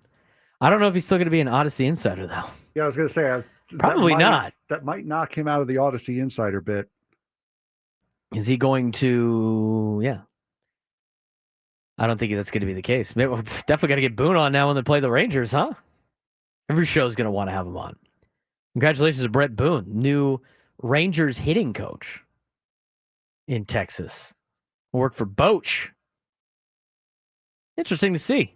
I know he's been wanting to get in baseball for a long time now. Get back into baseball. I remember when he first came here to try to get back into baseball a little bit with doing some media stuff. He wanted to get back in the game in some capacity, and now he gets an opportunity to coach. I can't wait for the Rangers haven't played the Braves yet, have they?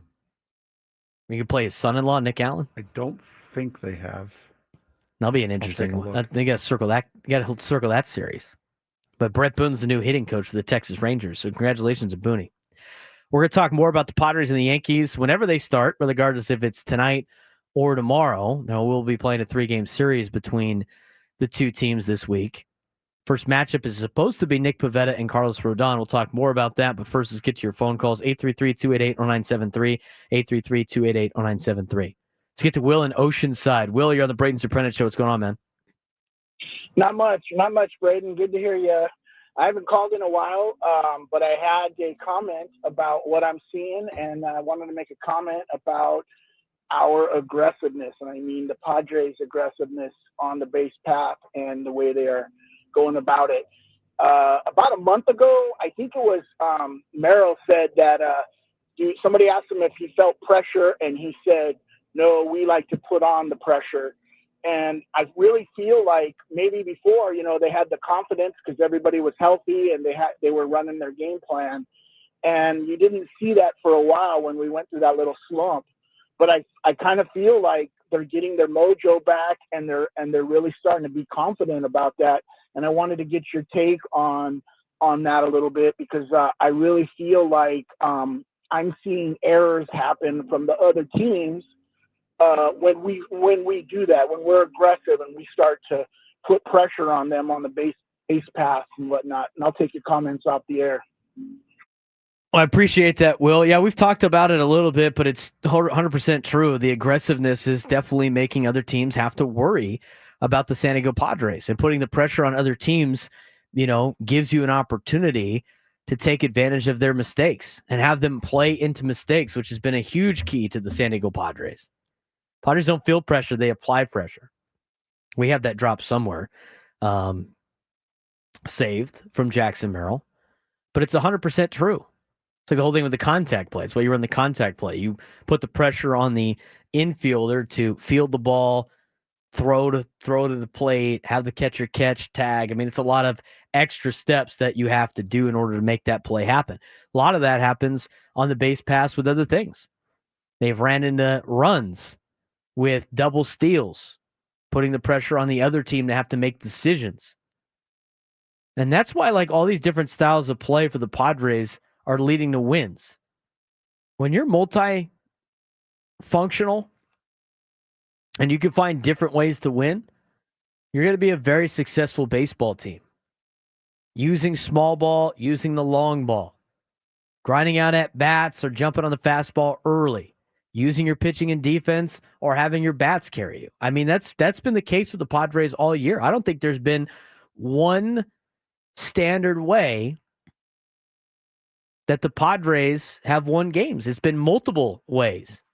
It's a lot different than 2023 when they were just waiting for the big hit. They're going out there and taking the win. You saw that on Saturday. Fernando just went out there and grabbed. He just went and took the win. He's like, we're going to go win right now. Hits a leadoff double. Gets stranded at second after Arráez grounded out. Steals third base as Machado strikes out, and then steals home on a loose ball in front of the plate, and is quicker than Joey Bart. He went and took that win. Latest update we have on the Yankees rain delay forecast Twitter account. 2:45 Yankees weather update is an hour ago. Heavy rain clearing New York City before 7:05 first pitch. Expect playable weather until 10 to 11 o'clock. I don't know about that. We'll check the radar again. We'll see what kind of updates we get. If the Padres do play the Yankees, tonight it will be Nick Pivetta versus Carlos Rodon. That is tonight's pitching matchup for the San Diego Padres against the New York Yankees. Yankees are 19-15, first in the American League East. Got a plus 52 run differential, which is fourth best in Major League Baseball. 11-8 at home this year. They're off to a strong start in 2025, leading the AL East by 2 games despite some recent inconsistency. Offense has powered them through a wave of injuries, leading Major League Baseball in slugging percentage and in OPS at a .470 slug and an .816 OPS. Lineup is top-heavy but extremely dangerous, led by MVP-level production from Aaron Judge and surprisingly strong numbers from Trent Grisham and rookie Ben Rice. Pitching staff's been very up and down. The starters have not been very good outside of Max Fried, who you're expected to see on Wednesday. Rotation ERA is a 4.07, 17th best in Major League Baseball. Bullpen ERA is a 3.03, 7th best in Major League Baseball. Injuries to Marcus Stroman, Garrett Cole have left the rotation with questions behind Max Fried and Carlos Rodon. Luis Gil, again, another pitcher that's supposed to be back in June. That's a huge loss for the Yankees. Fried and Rodon are definitely carrying some heavy workloads right now early in the year. Aaron Judge has been carrying the team a little bit himself. 3 home runs and a 1598 OPS in the last 6 games. He's hitting .423 on the season. Cody Bellinger's done well in the last 6 games, a .931 OPS. He's starting to heat up. Paul Goldschmidt, veteran presence with an .828 OPS during a recent stretch. Austin Wells has supplied some power, but he's hitting just a .190 on the year. Devin Williams did lose his closer role, but tossed 3 scoreless frames last week. So a couple of players are starting to play a little bit better, but the Yankees as a whole. you're probably getting them at the right time. Today, you're going to see Nick Pivetta versus Carlos Rodon. Rodon 4-3 with a 3.43 ERA, leads Major League Baseball in hits per nine with a 4.7, 52 strikeouts, and 44 and 2/3 innings pitched. 3 straight quality starts, 0.95 ERA in his last 3 starts, so he's starting to heat up a little bit. And career against the Padres, he's done well against San Diego. 2.88 ERA in 4 career starts. He's going against Nick Pivetta. Pivetta 5-1 with a 1.78 ERA. He's really turning into a great pitcher for the San Diego Padres. And a big pickup. In fact, and we didn't even get to this today. You know, they were picking executives' best 2025 free agent signings. 4 of the 20 executives picked Nick Pivetta. That's the second most votes. That's a huge pickup for the Padres, and he's showing it right now. I would say that Nick Pivetta is currently the number 1 pitcher for the Padres. I don't think I'm out on a limb on that. And right now, your rotation is set up as it should be in order right now. Pivetta 1, Michael King 2, Dylan Cease 3, Randy Vasquez probably 4, and then you got Stephen Kolek 5. So when Yu Darvish comes back, does he come in for Vasquez? And then you go Kolek 5. I mean, to go Pivetta, King, Cease, Darvish, and then Kolek / Vasquez / Kyle Hart. That's a pretty good rotation right there for the San Diego Padres. Pretty good rotation there for the San Diego Padres. Padres will take on Clark Schmidt on Tuesday, pending rain. He was recently scratched with side soreness. Inconsistent since shoulder injury, just 3 starts in 2025. He's 0-1 with a 5.52 ERA. Wednesday is supposed to be Max Fried, who's been their best. Former Padres farmhand, who's 6-0 with the Yankees so far with a 1.01 ERA. He's done a good job of filling in to an extent for Garrett Cole, even though he's a left-hander. Former Padres draft pick, struggled in 2024 in the National League Wild Card Series against the Padres, 5 runs in 2 innings. Career against San Diego, a 2.30 ERA in 5 regular season starts. That is how the rotation lines up for the Yankees this week. Got their power hitters, 4 hitters with 8 home runs already, Judge, Grisham, Rice, Volpe.